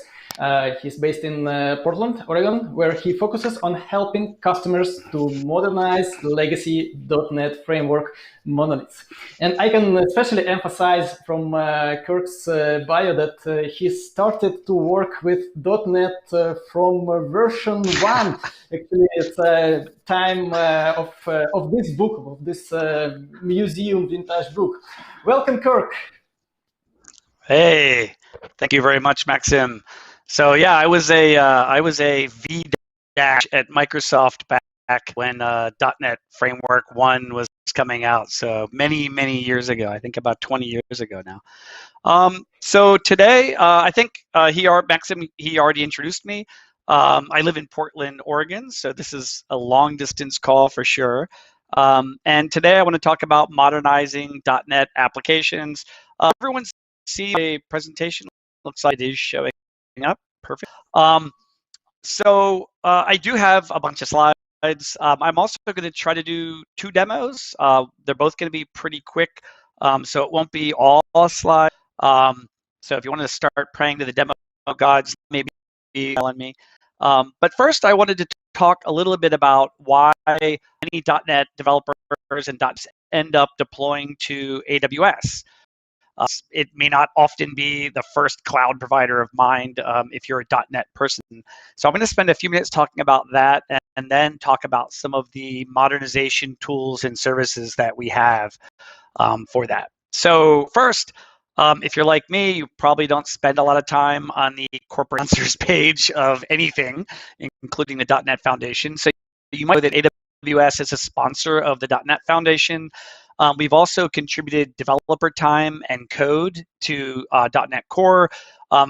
Recently, we made pretty significant contributions to Core WCF, which is a port of Windows Application Foundation from .NET Framework to .NET Core. So if you're running, if you're trying to modernize a WCF hosted application, you might be using some of our work.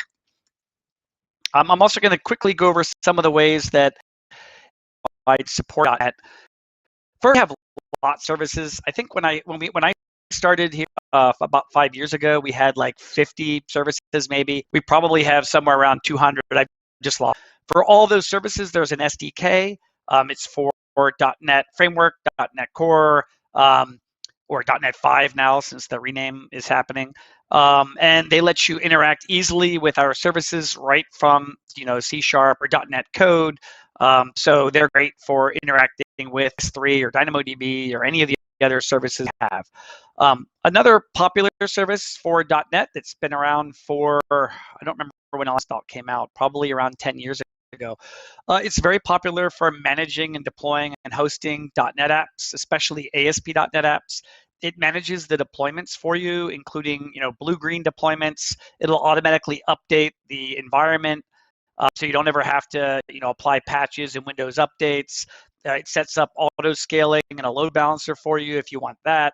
And Elastic Beanstalk supports .NET Framework on Windows and .NET Core on either Windows or Linux. We also have services for building CI/CD pipelines. So if you're taking DevOps or just don't want to manually update things, which you really shouldn't be doing anymore, we have AWS Code Pipeline is the sort of the pipeline organ tool, and then Code Build is the build component of that. Code Build supports building .NET on both Windows and Linux, .NET Framework on Windows or .NET Core on either one. We have pre-configured build environments for both. Those are just pre-built container images that you can use that we supply. You can also create your own. You can have one of the official .NET Framework or .NET Core on Linux images directly from Microsoft's container registry, which you might have used if you're using containers like MCR. I can't remember the rest of that URL. We have two different container orchestration services, ECS, which is our original container Elastic Container Service for orchestrating all your containers and scaling them and integrated with other services. EKS is a managed Kubernetes service, so it's very much in the same vein as like ACE. If you've used Azure Kubernetes Service, this is pretty much in the same vein there. We support .NET Core in our serverless platform, Lambda. We were actually the first major cloud provider to support .NET Core by a few weeks, at least, in our function as a service platform. And this platform is called Lambda. If you'd like, you might think that serverless platform are the same. GCP, Google Cloud has one, Azure has Azure Functions, AWS has Lambda.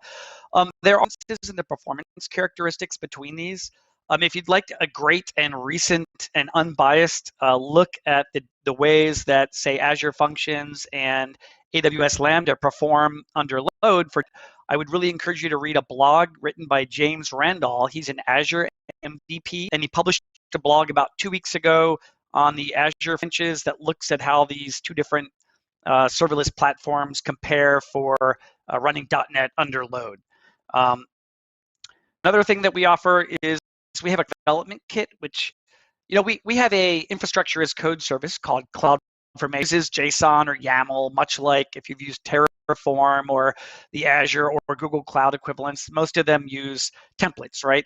So we had lots of developers who were .NET developers, and they wanted their infrastructure as code to use actual code, C# code. So with the CDK, you can create your deployment stacks and infrastructure with C# and have unit tests or whatever else you want for that, and it will deploy that infrastructure for you. Next thing I wanted to talk about as far as services was SAM, which is our serverless application model. This makes it really easy to create and deploy serverless applications that run in Lambda and use some of the other serverless services that we have, like DynamoDB and API Gateway, which is a proxy layer that sits in front. And we also have a URL I wanted to put up. If you go to aws.amazon.com/net, direct you to our .NET developer portal. There's links to all this stuff there. There's also documentation for how to use these services with .NET. We have some toolkits that we have created, and they're free. We have the AWS Toolkit for Visual Studio, which is a plugins extension. We also have toolkits for VS Code and for JetBrains Writer. These let you do things like deploy your app directly to the cloud from any of these IDEs. You don't want to do that in prod, obviously, but if you're a developer testing and developing, it's great. It makes it really easy to interact with AWS from any of these. We have lots of customers that actually are in Azure DevOps for their CI/CD pipelines.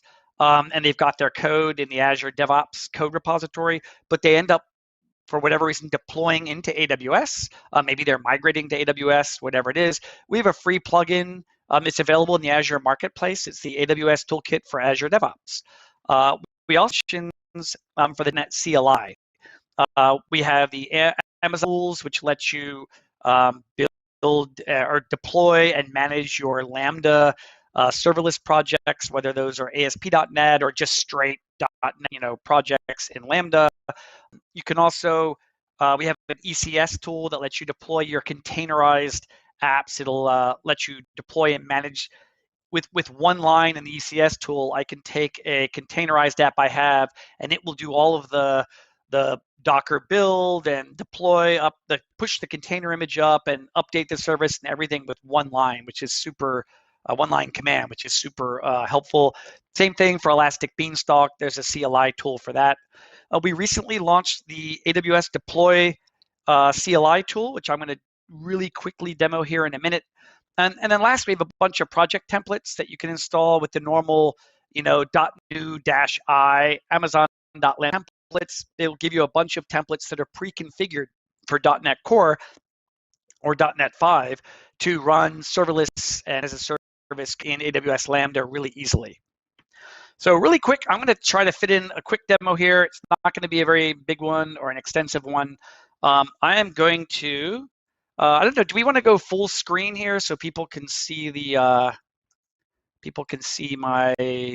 hopefully that's legible. If anyone is able to make this go full screen, that's great. If not, I will, hopefully you can see it. I'm just going to do a normal .NET new MVC app, and I will call it Cloud Builder. And let's give that a minute. I know I'm looking at other monitors, so bear with me. Okay, so .NET Core has this Cloud Builder app. We'll give it a second.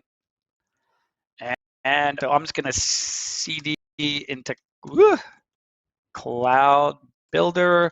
And I'll launch VS Code here just to show you this MVC app. And up it comes. Dun, dun, dun, maybe. My being painfully today, or it is. I'm going to make some kind of trivial change to the index file. I think it's Zoom that's causing this to be, actually, because I'm sharing the screen. I'll just add some text here. Welcome to Cloud Builder conference, and save that. Okay. And then I could run this obviously locally with .NET Run. Instead, I'm going to use the new CLI deploy tool, which is just deploy. That's it. Once you've installed the tool, to install the tool, it's .NET tool install -G for global, and then AWS deploy CLI. So this tool's early. It's like 0.4, I think, is the version. I can check that in a minute. So this is not a finished product in that it's in public preview. So we encourage you to use it and play with it and give us feedback, and we'll put that in. It's asking me if I want to, over here, if you look, it's saying, give my stack, the stack that it's going to deploy, give it a name. I am going to leave the default, which is Cloud Builder.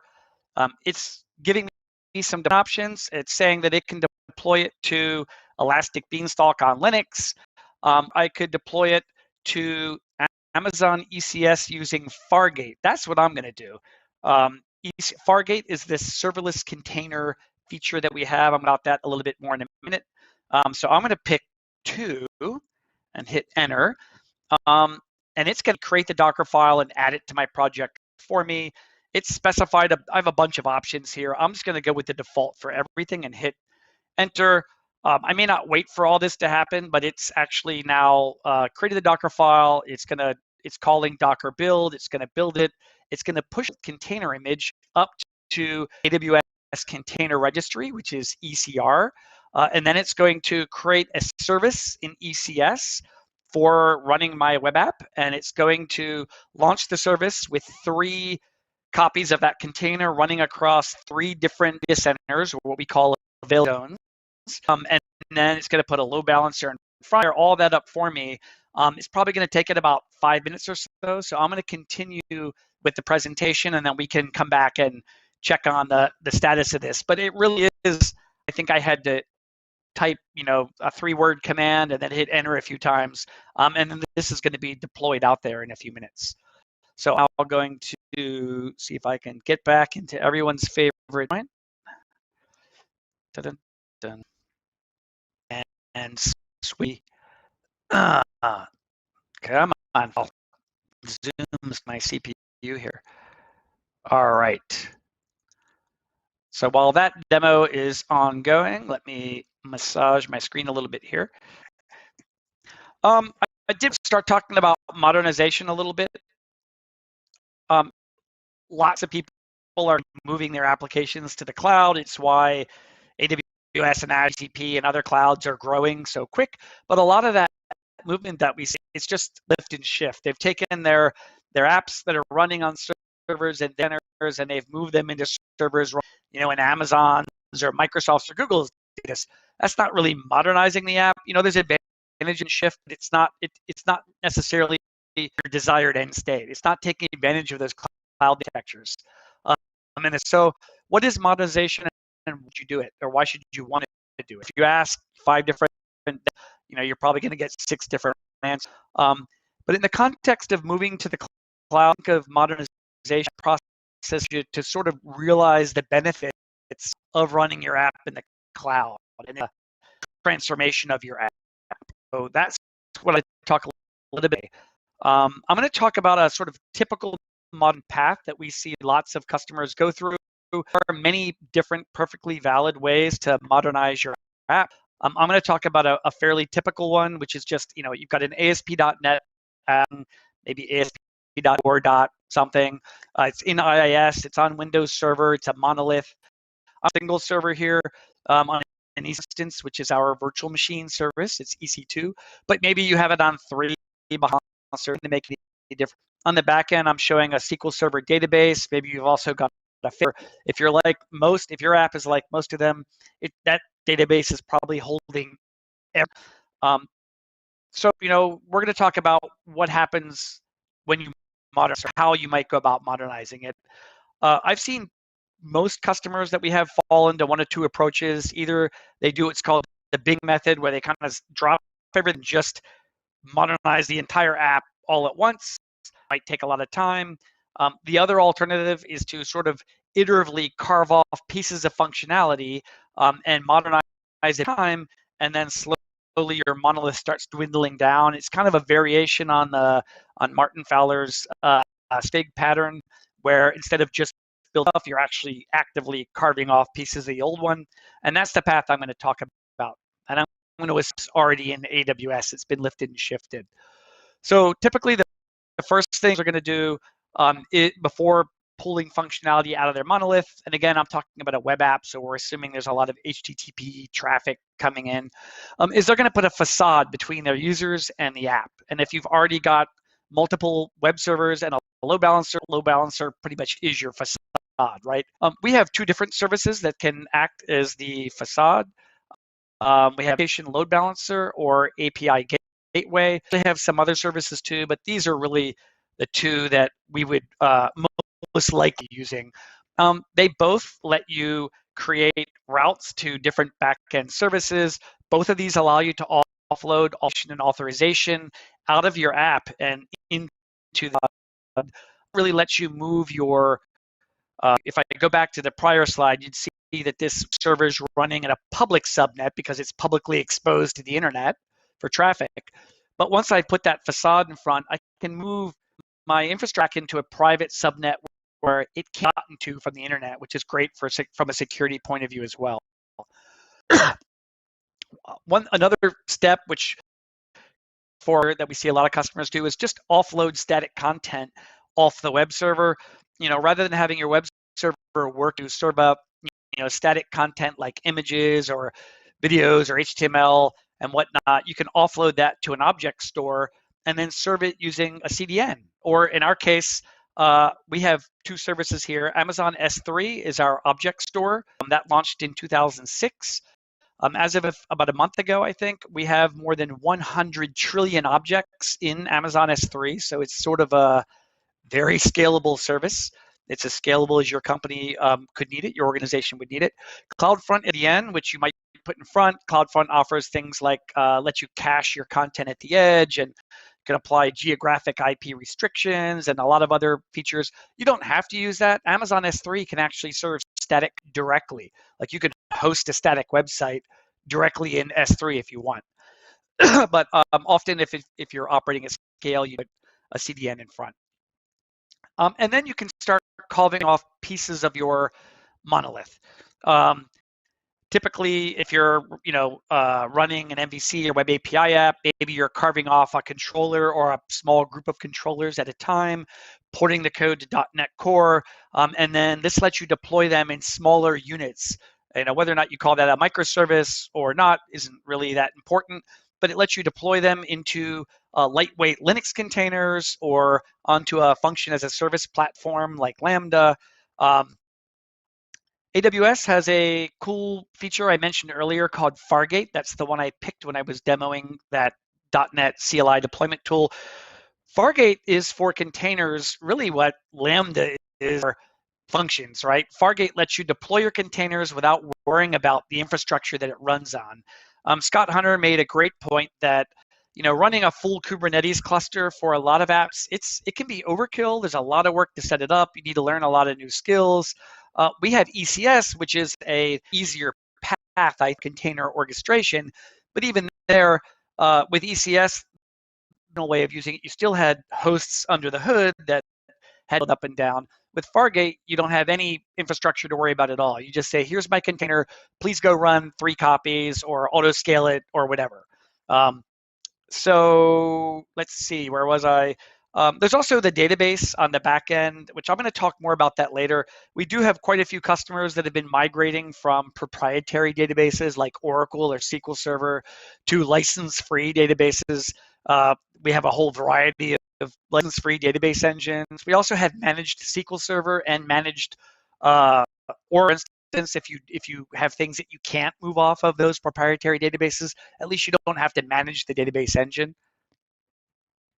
So once you've carved all these services that you've carved out of that Windows monolith and they're running in Linux containers or as serverless, then you might be left with this piece harder to get off of Windows, or maybe you don't really have a compelling interest in that last chunk and converting it from framework to core.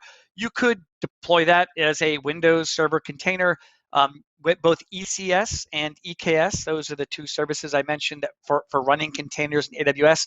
They both support Windows Server containers. They both group managed security accounts or group managed service accounts for Active Directory authentication to databases and things like that. So this could sort of an end state here. The Windows Server container could be running in ECS or EKS. Back over here, there were two things on the left, the .NET Framework 2.4 and then the database conversion. Those are the two hard things to do, right? Setting up the infrastructure might not be that hard, but converting your code can be hard. So I want to talk about two different tools we have that get you started with that. The first one is the Porting Assistant for .NET. We launched this last year. It's a desktop tool that helps you convert from .NET Framework to .NET Core. It does an assessment to tell you how compatible it's. It will automatically do replacement and upgrade of NuGet packages. It'll convert your web config to app settings.json. It'll make some common code changes. It's really aimed at ASP.NET, MVC, and Web API Pro. Because web forms, there's no equivalent project type. That's a much more substantial undertaking, and this tool does not attempt to do that. So I'm going to do a quick demo of this. Let's see. Our other one did finish, by the way, so I could show you that in a minute, but in the interest of time, I'm going to jump into the Porting Assistant. This is the Porting Assistant. It's a tool. I'm going to go to Assessed Solutions. I haven't assessed anything yet, so I'm going to add a new solution. and choose a solution file. Oh, before we do that, I am going to show you the solution I'm going to port. I purposely picked a rather simple one because I wanted it to go quick. You can do more complicated ones with lots of different projects. This one's just a Framework MVC app with one simple dependency project. It's got a classes in it. I think if I look at this one, I think it's .NET Framework 4.6 maybe. I'm trying to remember. 4.7.2, so that's great. And if I look in the web config, you can see there's some app settings in here, connection string in here. So I'm going to exit out of this. Oh, actually, I was going to run this first really quick, just to show you what it looks like. It's just basically the generic template. I made a couple little edits. We'll see how long it takes my computer to launch. Oops, and it's in the wrong window, of course. So this is coming up. So the tool is going to assess this, and then I'm going to try to automatically port it to ASP.NET Core, do a couple little cleanup bits. Okay, this is taking way too long. Let's see. Well, I was really hoping this would go quicker. It was last time. I'm not sure if I have a conflict with a port to, let's see.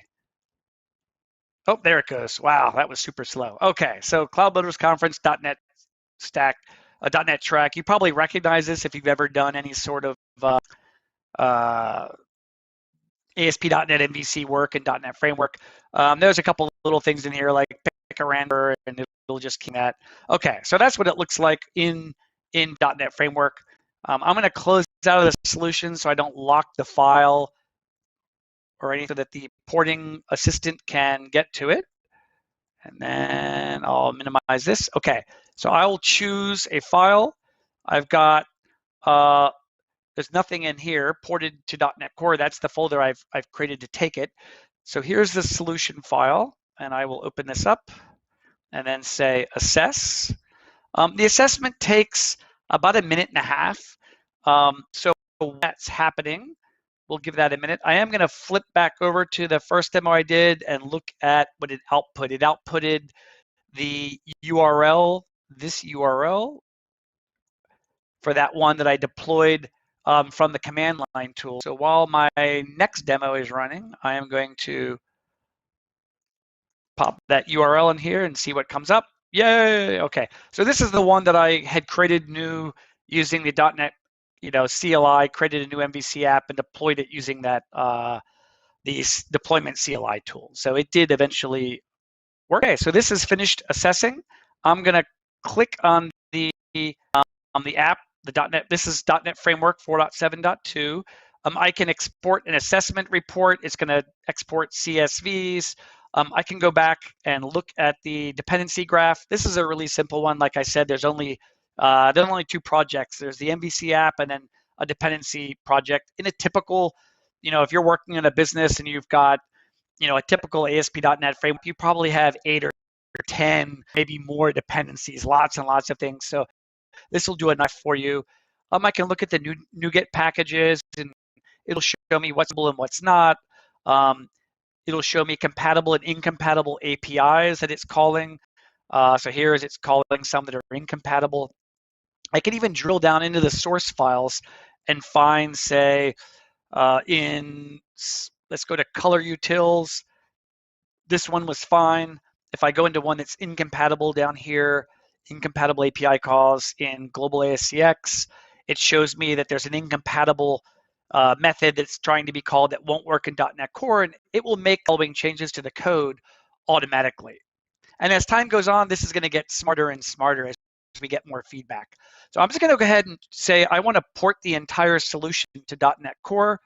You could either do it in place. That's not really what I recommend. I said going to a new location. I'm going to choose the folder. I'm going to choose this empty folder, ported to core, and save.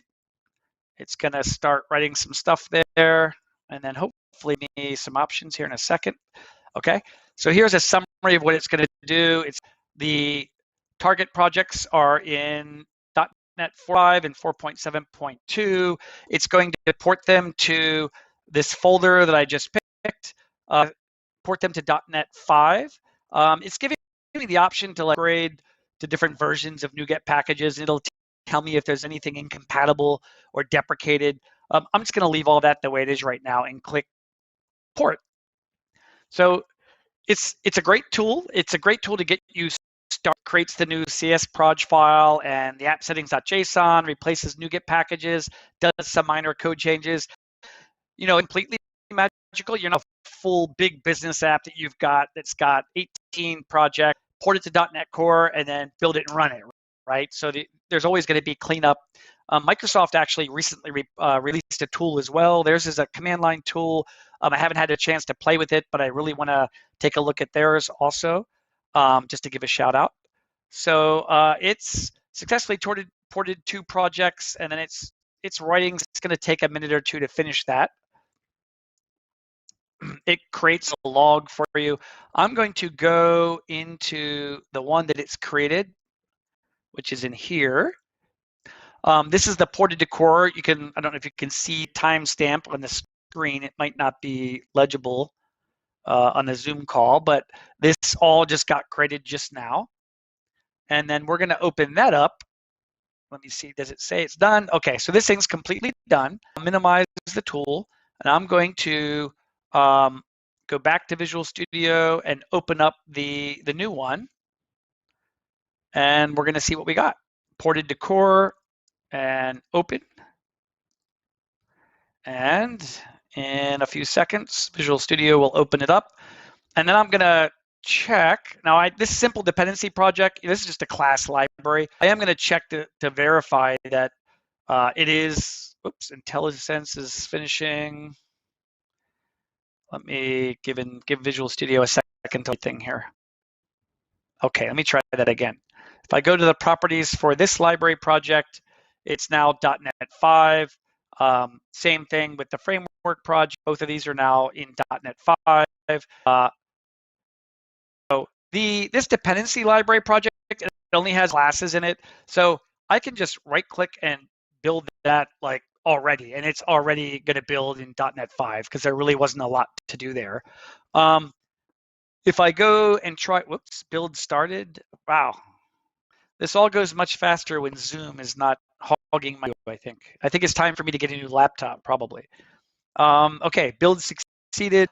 If I try to right click and build this one, I'm going to get a couple of build errors, and I'm going to really quickly show you what failed, and then we're going to release those. If I double click this, it takes me and it says configuration manager.configuration.get section. I wanted to show you in the app settings.json that it created. Come on. Wow. Okay, there it goes. App settings, those things I showed you, the settings and web config earlier, the connection strings and the app settings, those all got copied over into the appropriate place in app settings.json. The code that reads that in .NET Core is a little bit different though. So I'm not sure what this line, oh, there we go. Let me collapse this. So I'm gonna change this code a little bit just to get rid of the get section here. And then if I hover over this, Visual Studio will prompt me to, oops, wow, there we go. Using ASP.NET Framework MVC. Okay, and I can delete this unneeded using statement. I think the same thing is in one more file I've got to fix, is in utils, DB connector, where connection string, I've got the same thing. It's got the .NET Framework version of this code, which I'll just delete. And then I'll let Visual Studio prompt me to put in the right using statement. Okay, and hit save. I think both of those are now fixed. Last thing is I want to, there's some stuff in the view itself that's going to probably not compile, and I'll show you what that is. Okay, so here we have these script tags. ASP.NET Core doesn't use these. I'm just going to comment those out. And those are adding the CSS and the bundles. I already know that I can replace those in ASP.NET Core. I'm just going to put in style sheets to the Bootstrap CSS. I'm not going to replace the scripts themselves. I'm going to replace it. I'm going to just comment this out down below. I basically want to just get this to build so I can show it to you.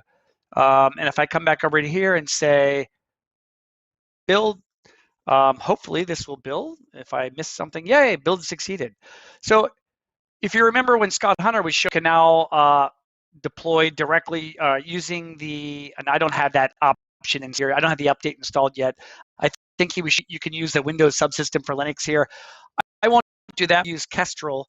So this is the same web server engine that you would use if you were on Linux. I go ahead and run is the ASP Core version of the app that we just converted. Let's give that a minute. And eventually goes. So here's the Kestrel coming up, and hopefully it launches the browser in the right window, or else I will drag it across. And let's see, is it going to launch the browser for me? It usually does. If not, I will just copy this and, oh, it did. Oh, it launched it in the other window though. Oh, I didn't get my I didn't get the CSS, something not quite right there. How did I mess that up? I actually had this working the last time I did this. These two links did work. I'm not sure what I did wrong this time. In any case, the app itself built and ran. I think it's possible that I would have had to drag the CSS, these two, the content and the scripts, or at least the content, into the WW root. Maybe I'll try that really quick to see if I don't use up too much time. There's a WW root folder. I will include, whoops, maybe. Include in project. And then I'm going to drag the content down to, up to WW root. Okay. And let's try that one more time.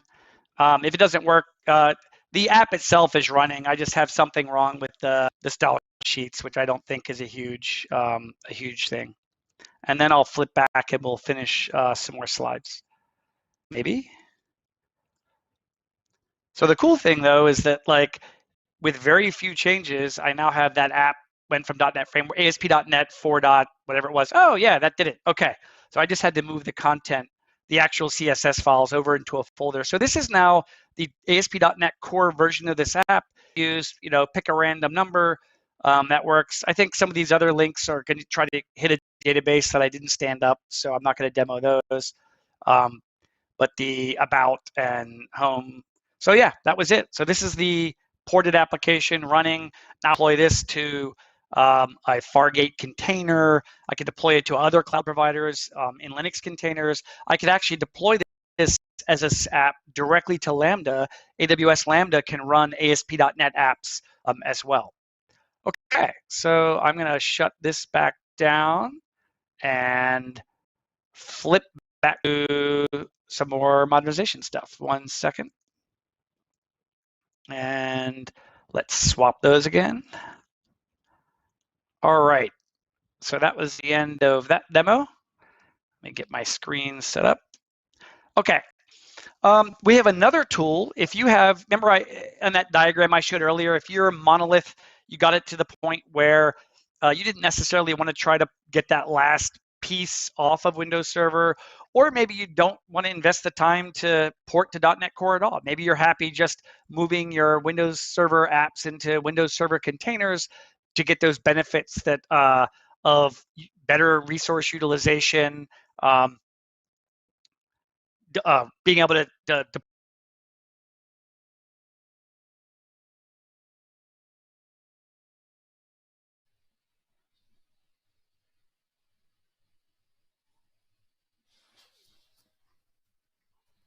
Oops, it seems like we have some technical difficulties, right?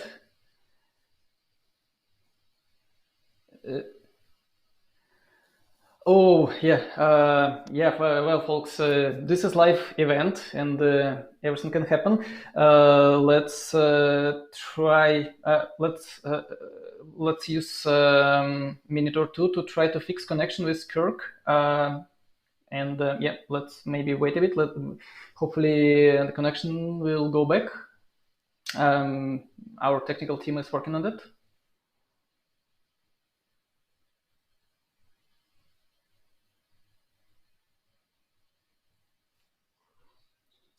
Yeah. Meanwhile, folks, let's do something interesting, and let's introduce ourselves. So we have a chat of the .NET stage for those who watch us using Pine. Tell me, folks, which countries are you from? So I'll start from myself. I stream this event from Norway. Where are you from, folks? Just write something in the chat window. Just to understand the scope of today's event.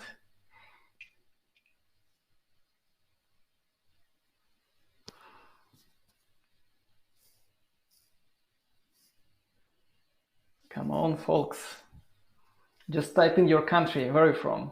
A country in maybe town, city. There are a few hundreds who watch us. Don't be shy.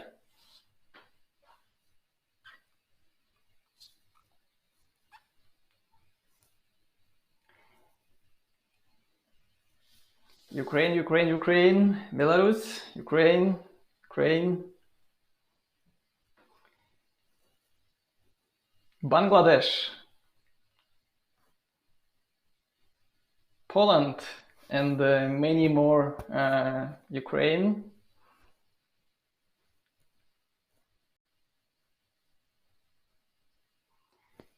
Yeah, I believe core of our audience is from Eastern Europe, so like no surprise, because Cloud Builders community, despite we are open for everyone globally, of course, like the core organizers and the core audience is still in Ukraine. Oh, someone from Mars. Please say hi to the rover from NASA. Bali, nice. Netherlands. We have quite a good geography. Okay, I got a message from our technical team. Let me check. So they promise in 1 minute Kirk will return to our stage. Woohoo! Nice. Okay, I think we now know much more about geography of our attendees. Now tell me the year when you started to do any form of development, web development, embedded development, when you started to do something like hands-on in your code editor, which year? Oh, I see Vadim is also from Norway. Hello, Vadim. Now, let me start from myself. Oh no! Hey, we have Maxim. Kirk back online. Welcome back, welcome back, Kirk. At what point did we lose me? What was the last thing you heard? If you scroll back a bit, it was, I believe, first slide after the demo. No, maybe back again. Oh, after the demo? Oh my God! Yes. No worries. We have. Yeah. So it was here. It yes. Okay. So I'm going to go really quickly, and I'm not going to go into depth. I apologize. I didn't realize I had lost audio until the tech support people were frantically calling me. So I'm going to just at a high level say if you have Windows containers, if you want to containerize your Windows app and run it on Windows containers, we have a tool, a free tool that lets you do that. It's called the App to Container tool. It can, even with a deployed application that's running an IIS on Windows, you can run this tool, and it will identify the ASP.NET apps that are registered with IIS. It'll find where they're deployed. It'll create a Docker file. It'll generate the Docker image, push that up to the AWS Container Repository, ECR. It will deploy the app for you out into ECS. It'll even create optionally create a CI/CD pipeline for you. Even if you don't have the source code to your app anymore, it can do it from the deployed app that's running on Windows and IIS. I don't do a demo of this just because it's a PowerShell-based tool, and so it doesn't make a very interesting demo, and it takes quite a while. This tool is mainly used by customers who are moving lots of Windows apps into AWS. Maybe they've got 80 or 100 or 200 different applications, and they just want to get them up to the cloud. And containerizing them and deploying them to ECS is a really straightforward and consistent way to do that. And it lets them move those applications around really easily because they're containerized. Then next, I wanted to talk about database modernization. I had started talking about, let me see 1 second. I think I've got my screens messed up a little bit here. 1 second. I'm trying to find the, well, that's okay. I'll just continue then. Database modernization. Let me see is this gonna go? Oh, there it goes. Okay, sorry. PowerPoint up on me. That's the nightmare. For many decades, the only real database choice that you as a developer probably had was a relational database. And it didn't really matter what shape your data was in or the function of the data in your app. It was always modeled as relational. And so you had instead of the use case that you had driving the choice of database, it was the other way around. It was a one size fits all. So one of the benefits of running in the cloud is you have a lot of choices for database engines. At AWS, we have many different flavors of relational database engines that are fully managed, including SQL Server. But we also have high performance columnar database for like data warehousing called Redshift. We have a graph database called Neptune. Amazon DynamoDB is one of our most widely known NoSQL databases that's very high performance for non-relational data. We have databases that are optimized for time series data, for cryptographically verified ledgers. I would encourage you to go explore and find the one that fits your use case. So if you are going to do a project where you're moving your data, migrating it out of, say, SQL Server or Oracle into some other database engine or completely different data store, we have a tool called the Schema Conversion tool that helps you with that. It's a desktop tool. I could demo that, but that's a half-hour demo by itself. And the database migration service moves the data itself. So the Schema Conversion tool can automatically, oops, come on. PowerPoint, there we go. The Schema Conversion tool can automatically convert the schema, tables, data types, stored procedures, triggers, views from one engine to another. So often I've helped customers move from, say, SQL Server to Amazon Aurora for Postgres, which is a very scalable, high-performance database that uses the Postgres engine. And this tool will automatically do a lot of that for you. And if there's something in a stored procedure that it can't, that it's having trouble converting, it'll like annotate that, and then you can go and manually do that piece. So this is, it generates a nice report. It'll do an assessment to tell you like how easy it is to do this conversion to Postgres versus to MySQL, or from Oracle to MySQL, Oracle to Postgres, Oracle to MariaDB, whatever. These are very useful in choosing the target database engine that you're going to go to. How are we on time? I need to really probably wrap this up. Now, one challenge in doing that, if you're going from, I've got my application talking to SQL Server, my code, my queries are written in T-SQL, I'm talking to a TDS endpoint, tabular data stream.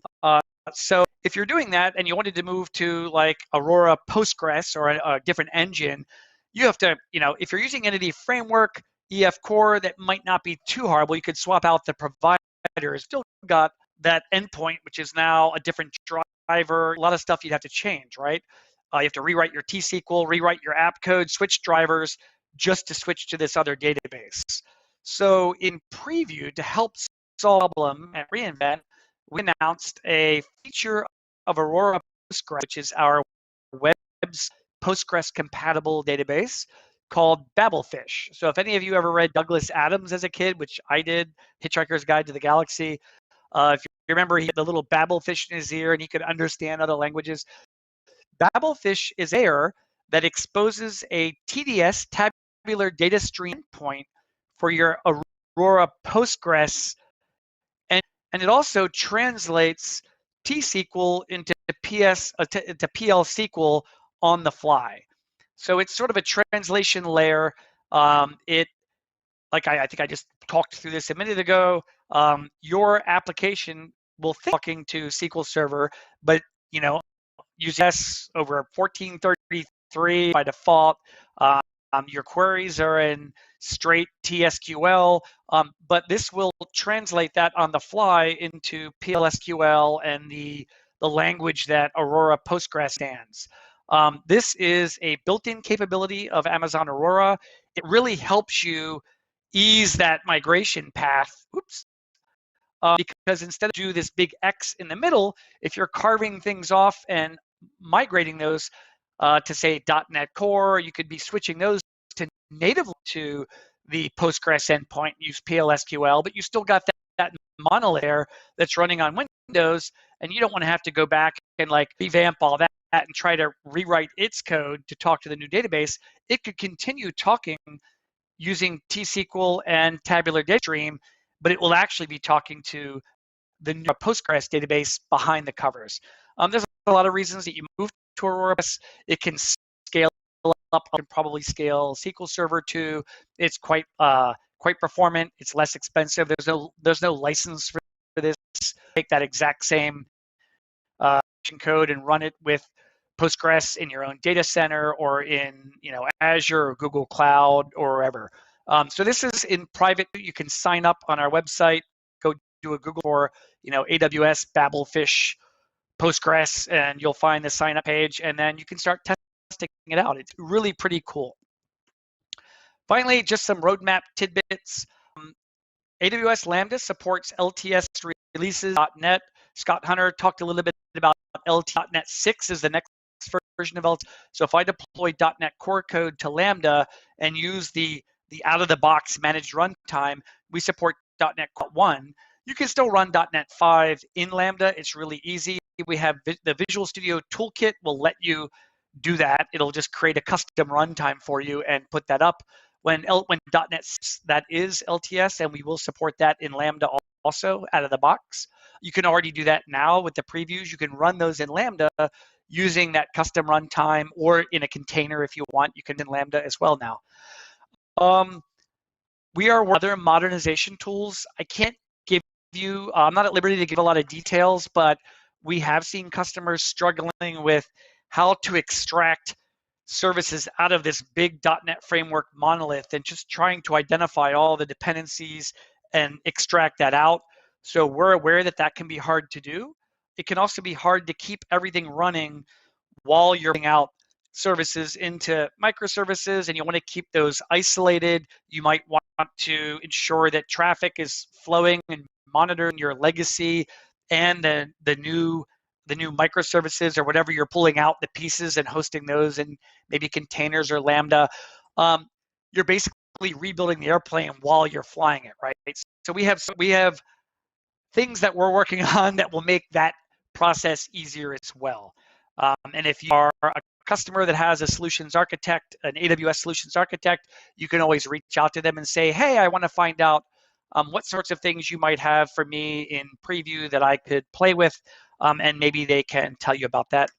I wanted to jump to Q&A because I think I may be almost out of time because I know we lost some time there when my connection dropped. So Maxim, gonna throw this back to you for a second and say questions. And next time I'll try to pay closer attention to see if the connection dropped. But that.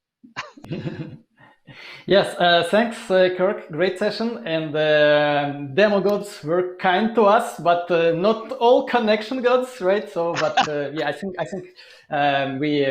we managed out everything.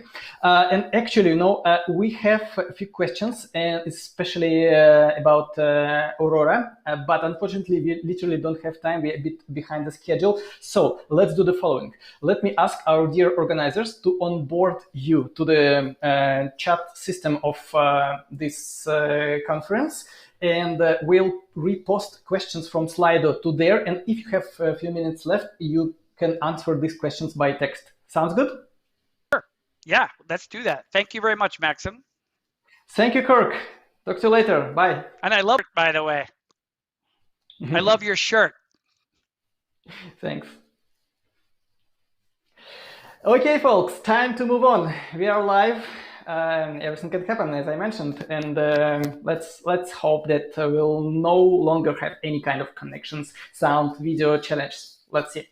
I want to introduce super briefly our next sponsor, Luxoft. Luxoft is a DXC technology company, digital transformation services and software engineering firm providing bespoke IT solutions that drive business change for customers globally. It enables digital business transformation, enhances customer experiences, and boosts operational efficiency through its strategy, consulting, and engineering services. How can you benefit out of Luxoft right here and right now during our conference? Just go to the sponsor area, take some fun with Luxoft folks there, and win super prizes, super modern scooter and cool branded power banks. It's really a good idea for you to visit booth, maybe not during the session, maybe right after the event. You'll have all the time to do this. Now, I wish to introduce our next speaker, Cecil Phillip, Senior Cloud Advocate at Microsoft. Welcome, Cecil. Hi, everybody. How are you doing? Hi, how are you? Good. So Nice. Thank you all for joining me. Thank you all for having me here. I really appreciate it. Should I just go ahead? You want me to go ahead and get to it? Yes, let's make it. Stage. Awesome. Thank you so much again. So kind of like they said, my name is Cecil Phillip. I am a senior cloud advocate at Microsoft. And that really just means I spend a lot of my time working with developers like you, speaking to customers and students and different types of folks to try and understand what are some of their pain points in terms of building software, in terms of using our cloud, and in terms of really just getting work done. Now, for the next 40 minutes or so, the session I want to talk to you all about today is how we could use a tool called Dapr to make microservices a little bit easier for you. So why don't we get to it, right? So when we think about how developers build applications today, a lot of folks are moving forward to do more of a microservice type architecture. So today we're very familiar with having a single website and a single database, and maybe you talk to a caching server, and very typical structure. But as we move forward and we want to start leveraging these tools like cloud native tools and distributed system tools and containers and all this types of stuff, well, there's a lot more that developers really have to think about, right? You have to think about, well, does the tool chain that I have right now have support for a lot of these different things that I want to add to it? Do I have to change programming languages? Or, how do I have to look at my architecture? How do I have to look at my infrastructure? Am I going to have to use different hardware? Or, how different does the layout of my system look like? Right? There's a lot that you really have to think about as we start to move from, the world that we're used to into this distributed systems microservice space so that we can really take advantage of that scale. So what are some of the things that really hold developers back, in our opinion, from doing some of these things? And like I mentioned before, you have to think about, well, what exactly are the things that I need to use, right? How rich are the tools within that ecosystem? So for instance, I might have a Python app or a .NET app or a Java app. And, maybe one might have better support for, the logging framework I want to use. One might have better support for OpenTelemetry. Maybe I want to use other things like secrets and publish subscribe and all these different types of things. And based on the ecosystem, based on the community, I might have advantages of using one language versus another, or one operating system versus another. What if I want to host my stuff on premise? What if I want to host it in the cloud? What if I want to do both and have something of a hybrid model? Right? All these things are things that we have to really start to think about as we start to build these microservice type of applications. And so this is kind of where Dapr comes into play. So Dapr is our tool that we introduced to the world about 2 years ago at Microsoft Ignite 2019, and it recently just went to 1.0. But Dapr actually stands for Distributed Application Runtime, and it's essentially a really cool, interesting tool that you could use to make building microservices easier by leveraging some of those built-in facilities and those built-in functionalities that are inside of Dapr itself. And obviously, I'll talk to you about those as we continue to go forward. So what are some of the goals of Dapr, right? Again, if you remember like some of those issues that we spoke about earlier, right? I have to look at some of the different programming languages that some of these different tool chains support, right? I have to think about, well, how can I have like a consistent portable runtime that I could have go between cloud, between on-premise, and maybe even being able to use both, right? Dapr even allows us to have adopt some of those basic standards that we might be familiar with. So, any app that can speak HTTP or gRPC, any app that can, make a web request call, can essentially use Dapr and leverage some of those components that it has inside of it. And the great thing about it is that it's really platform agnostic. So again, it doesn't matter on what operating system you want to run on, if you want to run in Kubernetes or not, do you want to run in the cloud or not. You can make use of, again, some of those common building blocks that the Dapr team has kind of extracted out for you to make use of inside of your applications today. And one of the things that we've noticed is that when developers don't have to think about some of those additional components as much, then it makes it a little bit easier for them to get their work done. Now, you might be saying, okay, Cecil, what are all these components? What does it actually do? What are the things that Dapr actually gives me? And I mean, that's a good question. So if we look at what the building blocks of Dapr are, they're essentially a collection of concerns that the team looked at, from customers, from our own applications inside of Microsoft, to determine, well, these are the things that most folks that are building distributed applications, cloud-native microservice applications, really care about, right? And they include things like service discovery, like how do I figure out, what are the different services that are available within my infrastructure? How can I do things like publish, subscribe, or how can I make use of an actor framework, or do distributed tracing and logging so I can know how messages are flowing in and out of my application. Now, one of the things that you also notice that we try to do with Dapr is not only do we expose some of these common building blocks that address some of these different concerns, but we also try to make it very platform agnostic, very programming language agnostic. So, Dapr as it stands today will allow you to use any programming language that you're using today. So, benefit of that is that, well, if you're using .NET today, if you're using Java today, if you're using Python today, that means that you don't have to change or rewrite your code to suit the framework, right? You can just use whatever you're doing today, and you can even build on top of that as well. We actually have a lot of folks that use Dapr with a variety of programming languages, and it's a really great integration point. I remember a long time ago when I actually used to work in a stock trading company, and one of the things that we did was, the company is essentially made up of a bunch of other smaller companies, and over time and over acquisitions, each one of these companies had their own IT and their own development teams. And when you're in a situation like that, that means that, well, your infrastructure now is made up of some folks that are writing Java and some folks that are writing PHP and Ruby and .NET. And so there was a lot of different things that are there. And back then, we had to write a lot of plumbing code just to allow those services to know where the other one is, to expose their functionality. And then obviously we had to be able to, continually enhance them and test them as well. So again, the great thing about Dapr and making use of it as, a part of your microservice strategy is just the fact that, one, I get some of these common building blocks out of the box that, I don't really have to think too much about how do I set these things up. And two, I could keep using the code that I'm using today, right? So I don't have to switch programming languages or switch frameworks or change how I think about building the actual business logic of my application to make use of some of these additional microservice components that are here. So let's take a look and see how exactly Dapper kind of works. And it uses a concept known as a sidecar.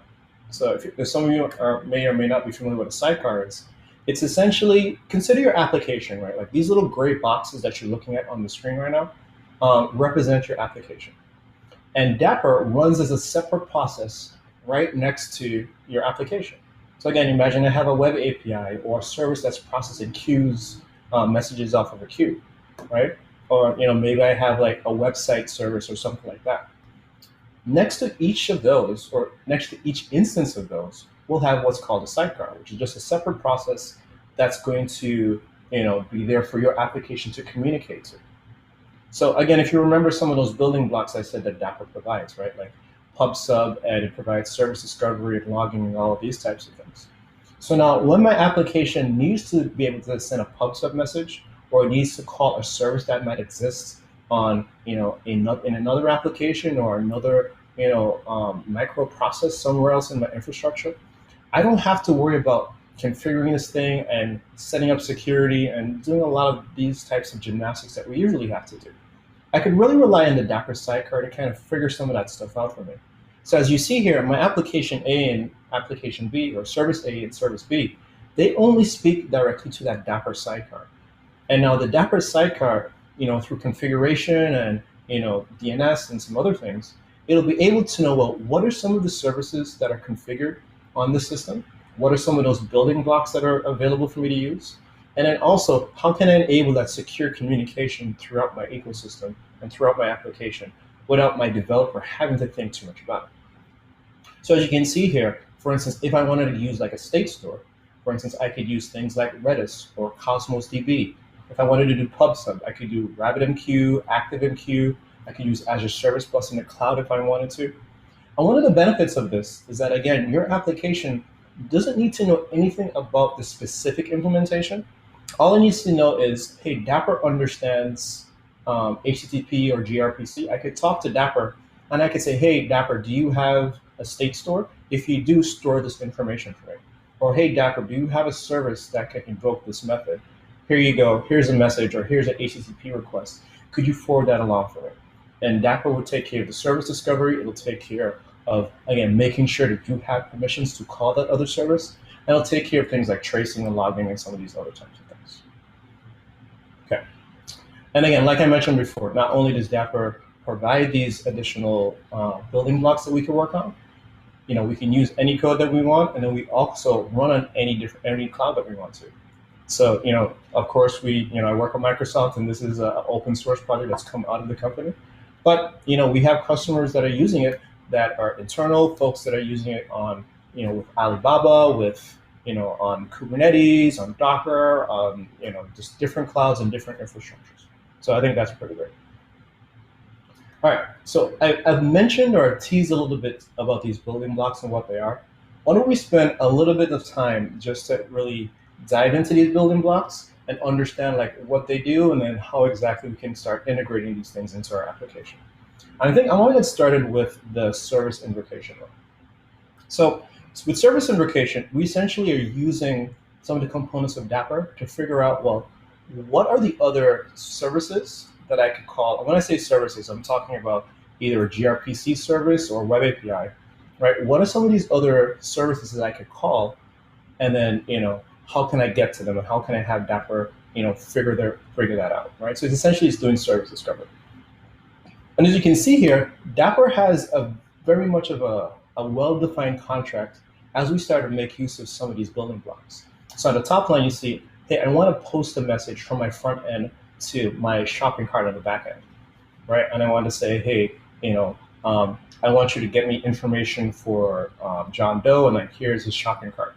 And notice how the contract, right? Like look at how the URL is shaped, right? It says invoke/cart, right? And then the method I want to invoke on that cart is checkout, right? And I'm passing in that additional JSON information within the body. And now Dapper, I'm going to just talk to my Dapper sidecar. And my Dapper sidecar is always going to be on localhost, which is another good thing too. I don't have to think too much about how do I find the Dapper sidecar, right? Like the whole point is the Dapper sidecar and your process is supposed to be like right next to each other on the same box or on the same node. So I make that request, and then those different instances of Dapper will figure out where each other are, right? Like they use a technology known as MDNS, right? And using MDNS, it'll be able to figure out where these things happen to be, and then I'm able to forward on that message to the cart and then have it come back, and I can get the response back inside of my front end. Now, another one that we make use of a lot is the state management. Right, so you can think about, hey, you have a lot of these services within your architecture, and I need to be able to store states, right? So again, we were just talking about a shopping cart, right? Imagine as I'm adding things to my shopping cart, I want to start storing like what items did I put in the cart and how many of them are there, or maybe I want to run like a count or a voting system or something like that, right? Like we could use a state store to do that. But again, because we're using Dapper, my application doesn't need to have any implementation-specific packages or any implementation-specific logic to be able to work with these. So, from the perspective of my code, all I need to do is say, hey, Dapper, store this for me. Hey, Dapper, retrieve this for me. Hey, Dapper, do you have these keys or not? And then in the backend, the implementation will be configured inside of Dapper. And so, again, that implementation could be in Redis. It could be in Cosmos DB or Cassandra or any of our open source providers that we have. And you can even create your own too if you wanted to. But again, I want you to pay attention to URL, right? The URL, if you notice, again, is using a very well-defined contract for Dapper. So on that port on localhost, I'm saying I'm going to make a post call for the state store, and then I'm going to put this information into the state.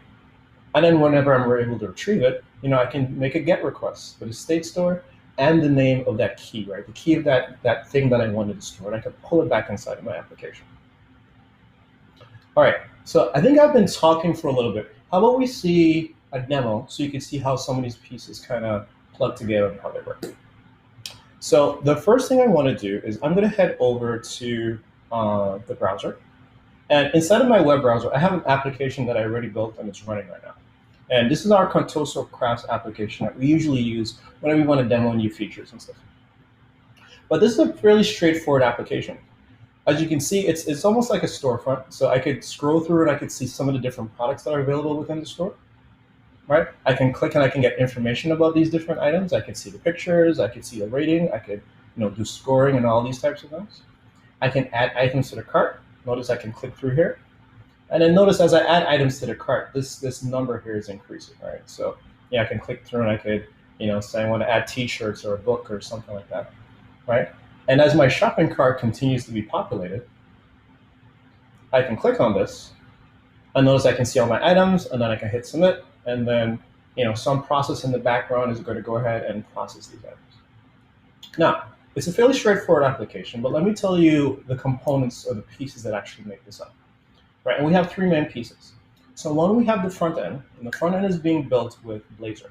So if you all are familiar, maybe not familiar with Blazor, it's one of the newer technologies that we've released over the couple of years that allow you to write applications using WebAssembly and components. It's a really nice programming model for building web applications. So that's what the front end is built out of.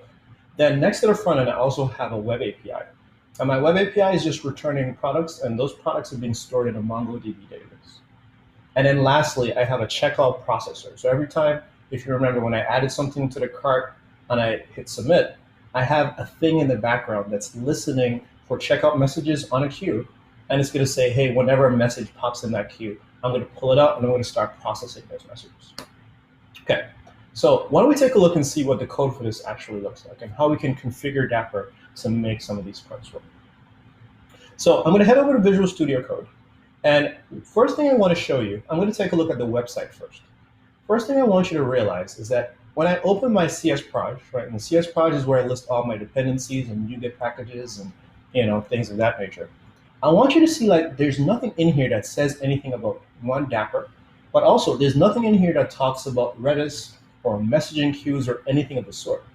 It's essentially just a regular, it's essentially just a regular application, right? But again, because I'm making use of those standard protocols like HTTP, I can still communicate with my Dapper sidecar without having to do any additional stuff unnecessarily. Now, let me show you my startup.cs file. And again, if you all are unfamiliar with the startup.cs file, this is kind of where we come to configure the configuration or the booting up, like how does our application start up? And what you see here, I'm going to highlight these lines here on line 23, 27. You can see that when I'm doing this, I'm adding an HTTP client, and for the base address, I'm using localhost 3500, and I'm using that localhost 3500 specifically because, well, that's where my Dapper sidecar is running, right? And so regardless of whether I'm running it in dev mode or if I'm running it in production, like that shouldn't have to change. I should always be speaking to my Dapper sidecar on localhost. Right. So now that I have that set up and I know what the address is of my Dapper sidecar, like how do I actually make use of it? And what I'm going to click on is inside of my Dapper product service. So using the Dapper, using that HTTP client that I just set up, I'm going to make use of the HTTP factory. Again, this is a .NET thing, so essentially just allows me to make these .NET requests without having to constantly like create a new instance of HTTP client. But you can see all I'm doing here is I'm going to take the client, I'm going to prepare my payload, and then I'm going to use that well-defined URL that like I showed some of you a little bit in those slides, right? So I want to invoke the web API, right? So invoke the products API, and I want you to call the method products, right? So essentially I'm saying, hey, I want you to take this information, I want you to update those products. And updating might be, I might want to give it a rating or something like that. If I look inside of my get products one, I also have one where I'm making an HTTP GET request, and I want to, again, just like before, I want to invoke the products API, and I want you to invoke the method products, right? And that's it, right? But again, remember, I'm calling that on localhost inside of my application. I don't know where, I actually don't know if the products API even exists. I don't know where it is. I don't know how many instances of it actually lives in my ecosystem. The only thing I know is that I have a sidecar and Dapper understands this thing. It's going to be able to figure it out for me. All right, now let me show you. So now that we've seen that, I'll even show you the web API really quickly. So you can also see that there's really nothing special inside of it. Inside of the web API, I have this one dependency on MongoDB because, like I told you before, I'm using MongoDB to store some of that information. But other than that, like there's nothing else really special in here. It doesn't know about Redis. It doesn't know about RabbitMQ or messaging things. All it knows about is sending information back and forth to Dapper. Okay. Now, so if I have these plain old applications, how exactly do I set this up to work with Dapper?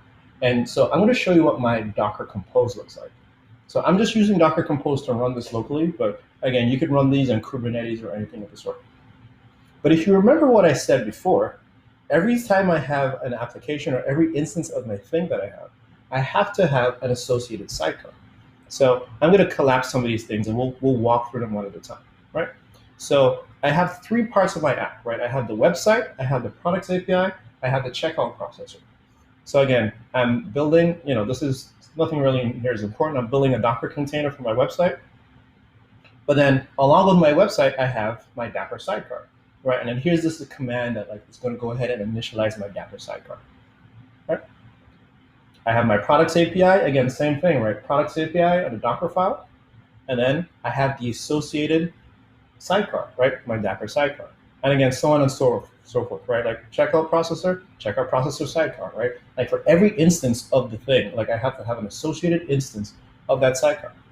Now, a couple of things I want you to pay attention to inside of the configuration, and that is Dapr-D, as you see here, is what I'm using to start up the sidecar, right? That's the process that we're actually going to run. And then I have to give it an application ID. So this one is a checkout processor.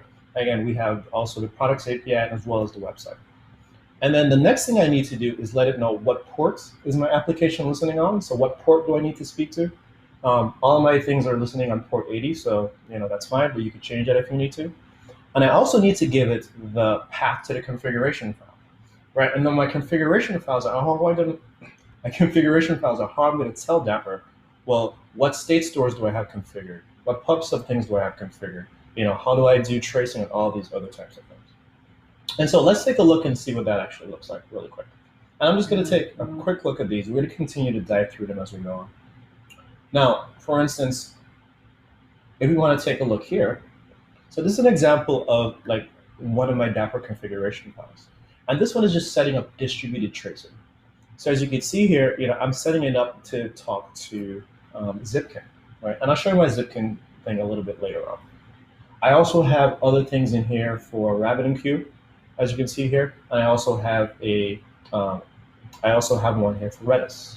Now, if you look at this YAML file, you might notice it looks very much like a Kubernetes. It has a very similar structure to Kubernetes manifest files or component files. And I think that's done by on purpose. So whenever you're deploying your application, whether you're running it locally for dev, you use these same YAML files. If you're deploying it to your VMs or whatever your production scenario is, you use these same YAML files. And when you're deploying them to Kubernetes, again, you can use kubectl apply or whatever the case is, and you could use these same configuration files. So I think it's really great that regardless of whatever or wherever you're hosting some of these things, you could still make use of that. Now, like I mentioned before, like I am using Redis to configure a state store. So Redis is where I'm actually storing that information. And this is what the configuration for that state store looks like. So notice I have some metadata. I gave my state store name and the default namespace. I have to give it a type. So the type is states.redis. And I know this because this is just straight out of the documentation. And then inside of here, notice I'm giving it some configuration values, right? I'm saying where's the Redis host? And because I'm running in Docker Compose, I'm just giving it Redis service in the name of the port. And then I also have a password. One of the great things here that you see is that notice I don't have that password hard-coded inside of my configuration file. That password is actually coming from a secret store. And I'll show you how to get information in and out of a secret store as we go on. But the important part to know here is, again, I'm going to keep saying this over and over again, my app knows nothing about Redis. It really doesn't. All it knows about is Dapper. And all it's going to say is, hey, Dapper, could you store these things for me? And it's going to pull that information back out. So again, as I went in here and I added stuff to my cart, every time I added something to my cart, my website is going to make a call to Dapper to add something to the state store.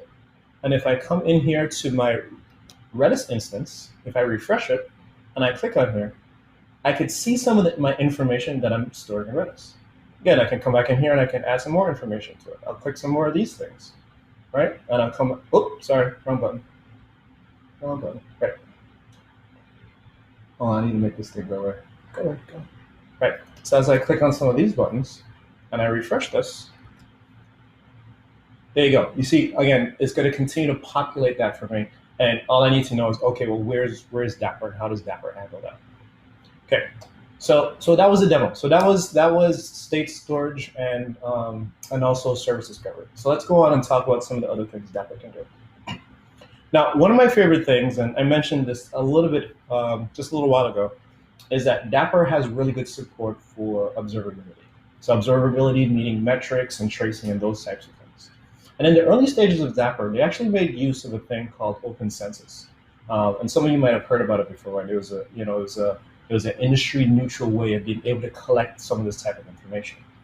And I think since then, OpenCensus has moved forward and it's now become OpenTelemetry. But now using things like, relying on these standards like OpenCensus and OpenTelemetry, Dapper is able to plug in a lot of these additional providers that you see here on the right-hand side.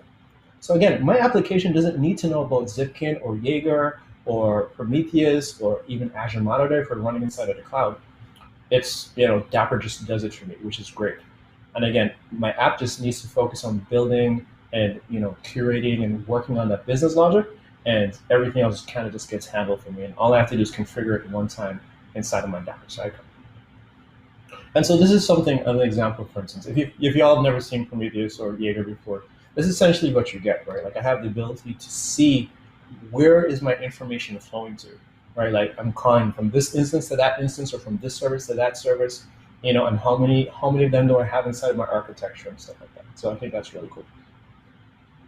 All right. Again, like I also mentioned before, we also have the ability to do publish and subscribe. Like that's another fairly common integration point and pattern a lot of folks want to do whenever they're building microservices.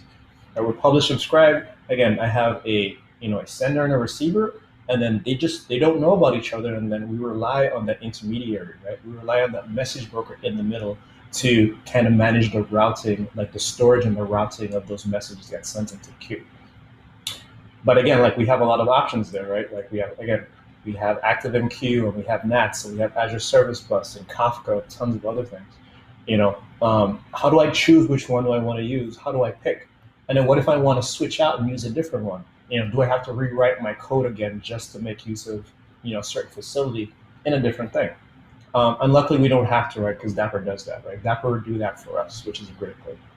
And again, like all we need to do is once I have my app that could speak HTTP or gRPC, I could just use that well-defined URL and make requests to it. So here I can make a request to /publish, and all I have to do is give it the data and the topic, right? The topic being like, the thing that I actually want to subscribe to. And then I just have to send it to Dapper, and Dapper will figure out what storage mechanism or what broker I'm going to put it into. And again, you can see at the other side, I'll have an associated Dapper sidecar that will be listening for some of that information, and then it's going to pull it in, and my application will be able to start processing it. One of the newer features that has come out in Dapper is the ability to be able to do bindings, and that's both input and output bindings. So if you're familiar with Azure Functions and just serverless architectures in general, a lot of the times that there's going to be some trigger, right? Is there going to be some trigger or signal that's going to tell your code, hey, I want you to start running now. And usually something that's, in absence of user intervention. So what happens if someone updates a key or inserts a record or sends a new message, right? Like I want to kick off some workflow, I want to do something. And so Dapper has the ability to tie into some of these components using input bindings. And again, as you would expect, all that I need to do is inside of my application, I'll have some web-related method that'll be able to listen on an endpoint on a URL using HTTP or gRPC, and then I'll just be able to get that message, and Dapper will be the one that's going to monitor those items and send that information over to me, which I think is great. Okay, so let's take a look now. Let's head back over to VS and see how we could set up PubSub and also distributed tracing. So I'm going to go back to I'm going to go back over to Visual Studio Code. And again, I want to show you like how these things are configured and how they actually happen. So when I'm ready to actually check out, right? When I'm actually ready to send information over and say, hey, I want you to process this thing. Inside of my website, I actually have a Razor component, and I believe my Razor component is called checkout. No, that's not it. Is it this one? Checkout modal, right? So inside of my checkout modal, I have a method here that's called submit checkout. And if you remember what it looked like before, right? All I was doing was that I was getting an instance of HTTP client, right? And I have a named instance called Dapper. And then all I need to do is just call publish. So I call publish, I give it the name, right, of the PubSub, right? The name of the component I want to send it to. And then checkout here is just the key. Right, so when I look inside of the message, like that's going to be like the queue that I want to send it to, and all I have to do is just hand it my content. Right, so then that's how I publish the message. Well, how do I actually subscribe to the message? So let's take a look at our checkout processor, because this is the thing that's responsible for processing that stuff. And inside of it, I have a controller. There we go. I have a controller called Dapper controller. Now, this is not a control that's from the framework. This is just one that I just wrote for myself, and I just happened to call it Dapper. And what will happen is that whenever my Dapper sidecar spins up and my associated other app spins up, it'll look and it'll see, hey, do I have a method called subscribe? So actually what this is doing, or what my sidecar is doing, is that let's say, I'm attached to the sidecar. It's going to call this method Dapper.subscribe, right? And then once it calls subscribe, it's going to go ahead, subscribe. It's going to go ahead and it's going to make a GET request. And then inside of here, I'm going to tell it what are all the things that I want to subscribe to. So you can see here, I want to subscribe to the checkout topic, and it's also in the checkout routes, right? So this is the topic, and then this is the route. And so that's saying anytime something comes in on the checkout topic, I want you to send it to my checkout method. And here's my checkout method here at the bottom, as you can see, right? And now this just goes to, I'm just going to put a comment here so you can see what it is. All right, this just goes to /checkout, right? So on my application, once you send an HTTP request over to /checkout, is going to fire this method, and now I'm going to be able to look inside of the request, pull out some of that data, and now I can start processing. So here on my side, all I'm doing is I'm just doing some basic logging. But you can imagine on your side, you might want to do things like, you might want to kick off an additional workflow. You might want to check out inventory. You might want to look at payment processing. You might want to, call Stripe or one of these APIs. You might want to send out notifications to let them know what's the status of your checkout, and all these other types of things. But this is great, right? But again, notice, just like I said before, and just like my other applications, this knows absolutely nothing about Dapper, right? Again, all it knows about is HTTP, and I'm reading something called a cloud event, which that's a little bit beyond what we're going to talk about today. But cloud events is really just a consistent format for sending and receiving messages, right?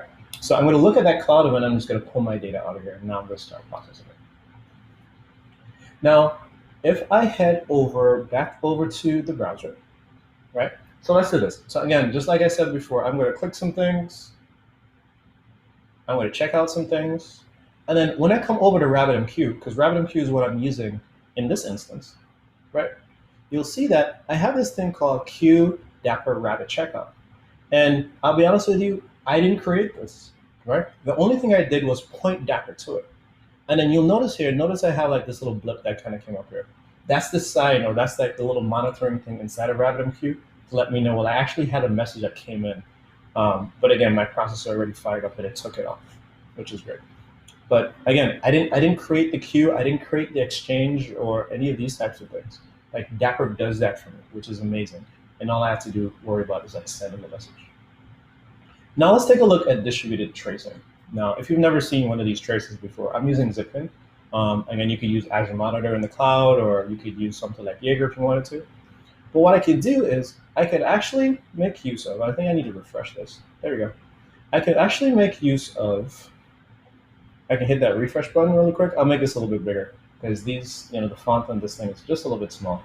But there we go, right? And I could see, I'm trying to get it to move over. There we go. And I could see how my website sends information over to the products API, and then this is happening over HTTP using service invocation. But then here at the bottom, I'm also talking to my checkout processor, which is again listening to that queue in RabbitMQ. And as you can imagine, if I had more services in here, this would be a much bigger diagram with more instances and so on and so forth. But just on this basic level for the simple application, it's really good to see like what are my dependencies, what's talking to what, and how is that actually being controlled. And again, you don't really see the Dapper sidecars in here, but again, that's just one of the benefits that you get from using something like this. So there you have it. The last thing I wanted to show you in here, and I think I mentioned it a little bit, was if you take a look and see what my Redis instance looks like, and I'll click on that really quickly for my state store. So notice how my Redis state store has this thing of secret, right? Well, so again, one of the benefits is that we can make use of some of these external secret stores. So that means that I could do things like, use Key Vault from HashiCorp, if you're familiar with that. I could use Microsoft Vault, or I could, whatever supported Vault provider that you want to use. I could use that, so I don't have to have hard-coded, sensitive information and credentials inside of these manifest files. So again, very Kubernetes-ish, right? Like I have a secret reference, and then I'm just saying, I want you to get the Redis password key. And then notice here at the bottom on line 15, I'm saying, I want you to use the local secret store. And the local secret store, as you can imagine, is just another component that I configured inside of Dapper. So let's take a look and see what that looks like. So here I have one called local secrets, right? And my local secrets is just logging out to a file, right? And here's where the file is actually located. And if I look inside of that file, here you can see, my Redis password. This is my super secret Redis password, so don't steal it or use it because I'll be in trouble. But anyway, this is my Redis password. Now, this secret store in particular, like this local secrets that I'm showing you, this is really here for development. I think there's also an in-memory one and one that also uses environment variables. Yeah, like this particular one that's using this file is really just for development. Probably what you'd want to do as you switch over, because again, remember, all you have to do with Dapper is just change the configuration. Once you come off of your machine from dev mode or QA mode, you probably want to run something that's a little bit more robust. Again, like something like HashiCorp Vault or Azure Key Vault that's on-premise or on the cloud. But for development, this is really handy, right? And I could just very easily come in here and I could just add additional keys and values. This is just, this is just a JSON file in plain text. So again, don't use this in production, but in terms of like flexibility for development, it's great. Because now as you change this thing, you decide to use a more robust solution, you don't have to, you don't have to change your code. All you have to do is just change the Dapr configuration. So there you go. Okay. All right. So let's head back over to our slides really quick. So like I mentioned, we just spoke a little bit about secrets. I showed you how to get secrets declaratively, right? So if you notice, like I had a secrets manifest file, and then I had another one that was using that same secrets to pull information for like my, my Redis instance. But if you wanted to, your application can even make a call to that Dapr sidecar, and you can pull information out of that you could use inside of your code as well. And again, as you can see, we could use Kubernetes and Azure Key Vault and all these types of things. But the important part is always, using these building blocks, there's going to be some well-defined contract, there's going to be some well-defined URL path that I could use to interact with these resources, which is very cool. And again, as you can imagine, like we had input bindings, we now have output bindings as well. So not only can I get information and get signal, but I can also push it out to some of these other places as well. My colleague Donovan has a really cool sample that he actually does this with Twitter, where he uses Twitter as an input-output binding. And again, his code knows nothing about Twitter, right? It doesn't have any access keys or tokens or anything like that inside his actual source code. All that stuff just exists inside of the Dapr sidecar. So that's great. Okay. Now, all right. So let's keep going. Oh, and so here's a sample I was talking about, right? So again, we can have that input binding, and then it just talks to the sidecar, and it'll figure itself out. Now, the next thing I want to talk to you about, so Kubernetes. So sure, I've been running my sidecar, and I've been running my application so far on localhost and within Docker Compose, and that's fine, and that's a great option for a lot of folks. Again, you could run it on your own infrastructure if you want, and that's also a great option. Dapr has first-class support for being hosted in Kubernetes, and there's a whole collection of operators and things of that nature that once you install the Dapr Helm charts, it'll do a lot of that stuff for you. And now all you have to worry about is, again, creating those Dapr components like I showed you before. One of the differences that you'll notice is that now when you're in that Kubernetes space, it'll just make use of a lot of those native facilities that are there. So when we talk about service invocation in the beginning, and I was talking about how it was using MDNS and those types of things, well, instead of using MDNS, now it'll just use the internal Kubernetes, core DNS and etcd facilities to figure out where services are. It also can make use of like the Kubernetes key store, secret store, and like tons of other things that are already in the box. And so you don't have to worry about, oh, well, how do I transition from this thing to that thing, whatever the case is. Dapr supports a lot of that. And again, you don't have to worry about changing your code too much. And again, just as you can imagine, just like I can use the things inside of Kubernetes, I can use the things outside of it too. So again, if I have things that are running in my cloud, if I have things that are running, maybe you're running Kubernetes on premises, which is fine as well. You have the ability to make use of any of these bindings that we got here. So that's what we've seen from Dapr so far. So Dapr, again, like I'm going to quickly summarize. So we have a collection of various types of, building blocks of patterns that we think, a lot of folks that are writing distributed applications, that are writing cloud native applications, that are writing microservices really care about. There's a couple that I didn't really speak about today because I think it kind of goes a little bit beyond the time that I have, and also like what we want to talk about. But there's things like there's actors, and I know configuration is another thing that's coming up really soon. One of the things that we're also working on in terms of Dapr is that you can see what I've done here, or at least the samples that I've shown you so far, have really only used HTTP, right? Like I haven't brought in any libraries or frameworks or anything like that. But we do have those, and we are working on those. So for folks that might be using things like Flask or Django, or if you're using things like ASP.NET Core, we're working on various plugins and extension points to some of those web frameworks that you're probably already using. So at least that way, it becomes even easier for you to get started. So you have the option, right? Like if I want to just keep it bare bones and then just use HTTP and just make web requests, that's fine. Or if you actually want to go, with a little bit extra abstraction and make use of our client SDKs and our integration into some of these web frameworks, you can do that as well. Some of the things that you could see us coming up with in the future will be integration to some of these other things like, like Azure Functions and things of that nature. So like I mentioned before, again, we do have support for actors. A lot of folks really use these a lot, particularly when it comes to that world of IoT. I think for me, like that's one of those places where I see a lot of folks really making use of actor framework type architectures and being able to have state that represents like an instance of like a device or something like that around the web. So we have a lot of folks that are doing that too. Another thing that we do a lot of, or another thing that's really new that I'd really love to get your feedback on this actually, is being able to run workflows within Dapper itself. So for those of you, again, that are familiar with Azure, we have something called Azure Logic Apps.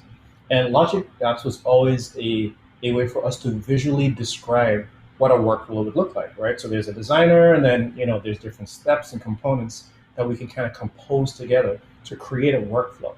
And now we can have that workflow that will get executed, again, via some trigger that exists externally.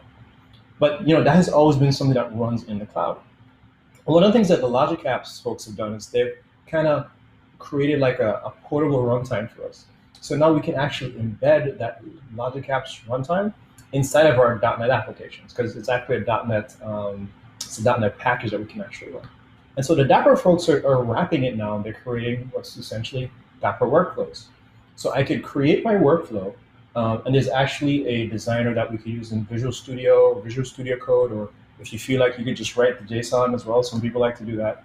But you can create your workflow, and then now you essentially just reference that file, you give that file to Dapper, and then it'll spin up the workflow engine, and it'll go ahead and start executing your workflow, which I think is really great. And it's good too because not all the time, you don't always want to be connected to the cloud when you do things, and then sometimes you want to have that flexibility. Sometimes I want to be able to move things around, or sometimes I want to just do local dev, or sometimes I want to have part of my application run in this place and a part running in another place, using very much of a hybrid approach. So depending on what you're trying to do, like we just want to make sure that we give you flexibility to do that. And so this is kind of what that would look like, right? So again, we can have our input bindings, we can have our service invocations on the right side that would trigger that workflow. And then internally, we're running like an embedded version of that workflow engine. And all we need to do is just give it a workflow.json. It doesn't need to be called workflow.json. It could be, my app, my thing.json, and then it'll just run the defined workflow that's inside of that. Now, this is still preview. This is not 100% at V1 yet, but we'd definitely love for you to check it out. Let us know what you think about it. How would you use workflows that you could run like outside of the cloud and kind of manage in your own containers and in your own infrastructure? We'd definitely like to know what that looks like. Also, too, like today, it doesn't support all of the triggers and the components. There's a lot of them that are in there, so definitely like HTTP and tons of other ones that are in there as well. But so all of the components are not in there as you would expect from the hosted version of Logic Apps that runs in the cloud. But again, I think there's a lot of great stuff here. So again, please let us know what you think about it, and then we could keep it going. Now, some of you may or may not know this, but Azure Functions can actually run in containers.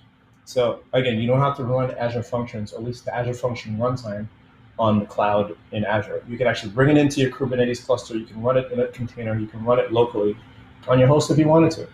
And so one of the things that we're doing is that for folks that are using Azure Functions in that way, we created this Dapper extension for Azure Functions that will allow you to use some of those triggers and bindings. Again, like triggers and bindings is a thing that's very native to Azure Functions if you've never done that before.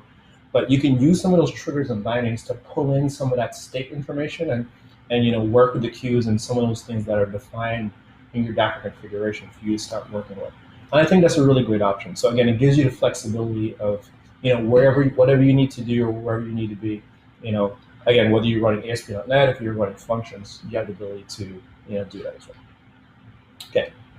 So moving on, so what exactly is on the roadmap for Dapper? What do we have to look forward to? So I mentioned the functions runtime just a little while ago. So the work is being done to kind of push that to V1. Logic apps too, we need to work on that as well to push that to V1.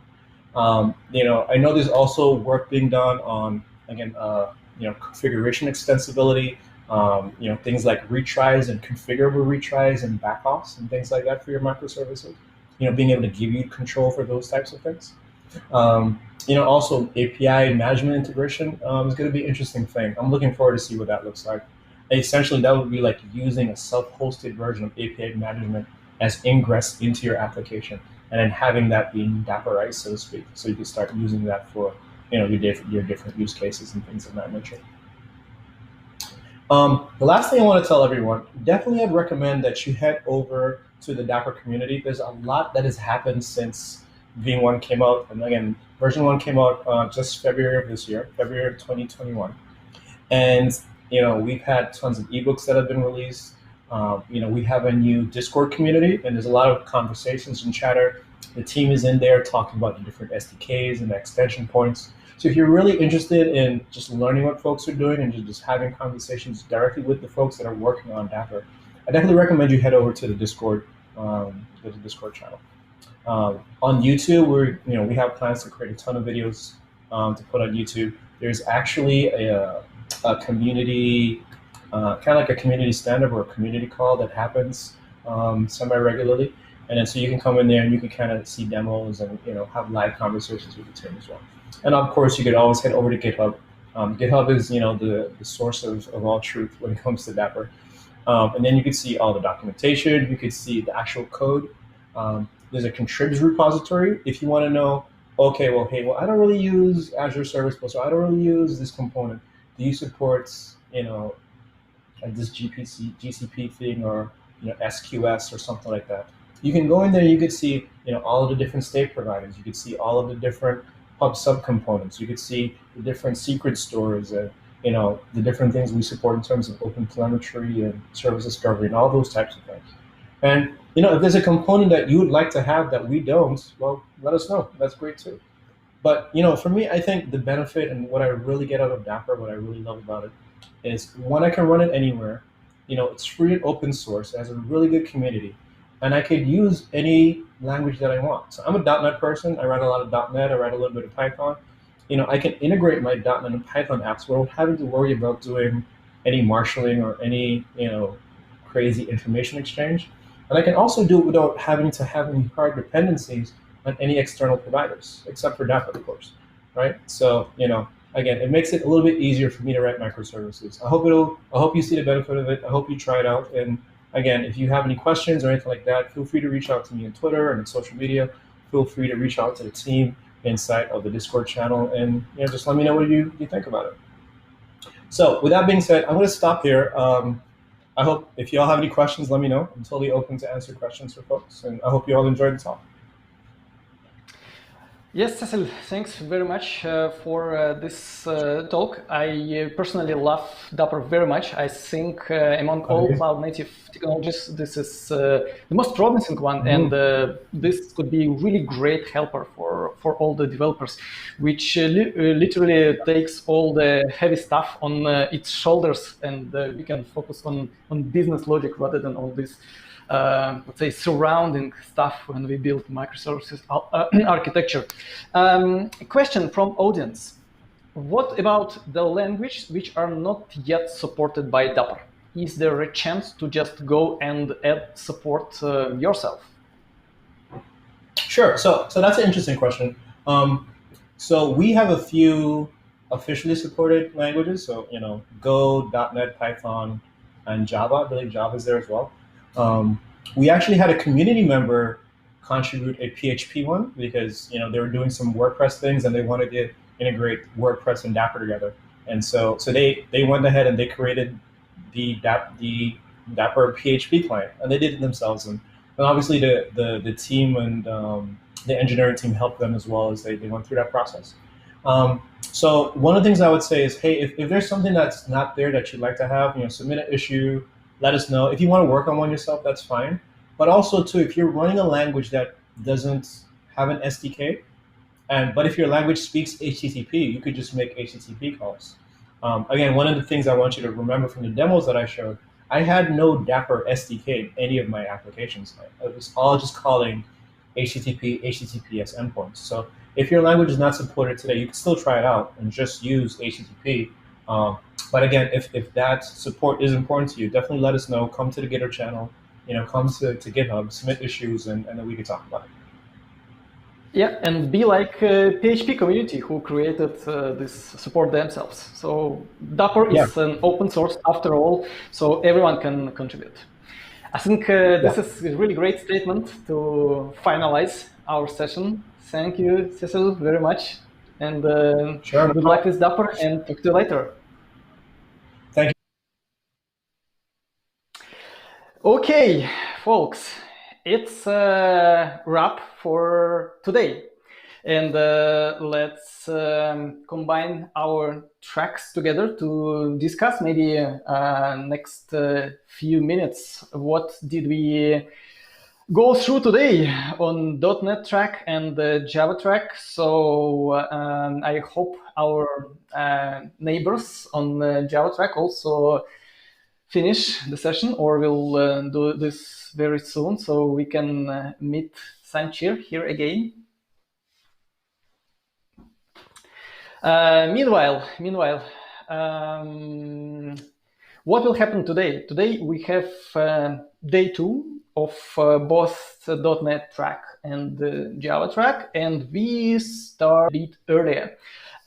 Because we actually will start the conference with technical demo from Microsoft. And let me check the timing.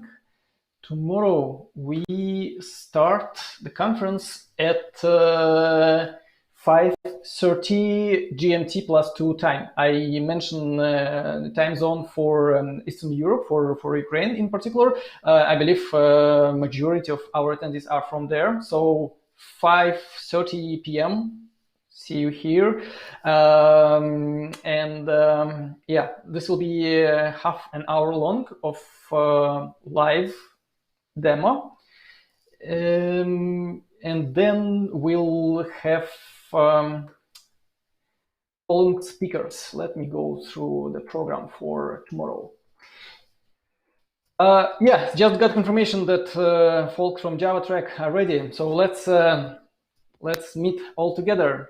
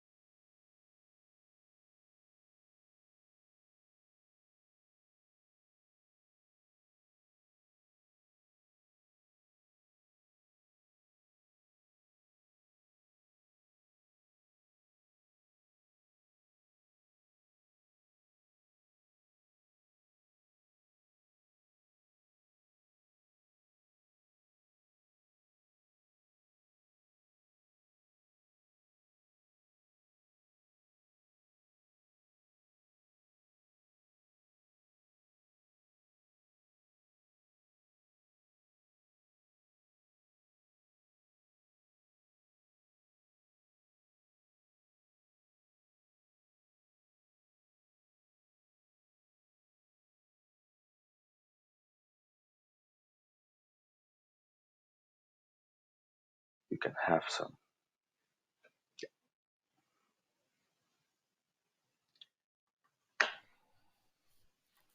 Hi, Maxim, again. Yes.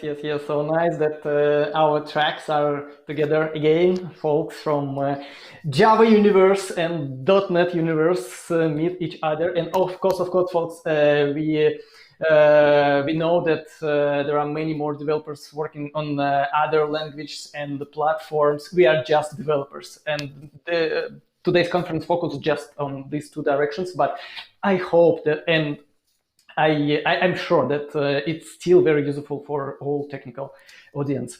So what's left? Just to say thank you very much, dear attendees, and huge kudos go to our speakers and of course our technical team. I think they did really great job on fixing all the issues we had. Hopefully these were not that annoying ones. Remember, this is live event, and yeah, we really want to go live to give you a chance to chat with our dear speakers. Any final words for day one from your side, Sanchir? Yeah, sure.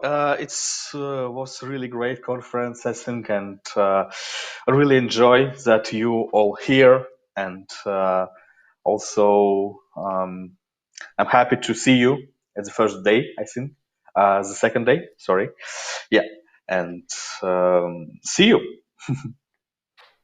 Yes, and so I don't think that you, dear attendees, had a big chance to visit sponsor area because we had so packed technical program. You have a chance to do it now. The Pine UI and Pine service is working 24/7 for you. So now just go to sponsor area, now join the quizzes, raffles, draws, and good luck with winning the prizes. And yeah, that's wrap. See you all, folks, tomorrow, Ukrainian time. This will be 5:30 p.m. We start with the technical demo. Bye-bye. Bye.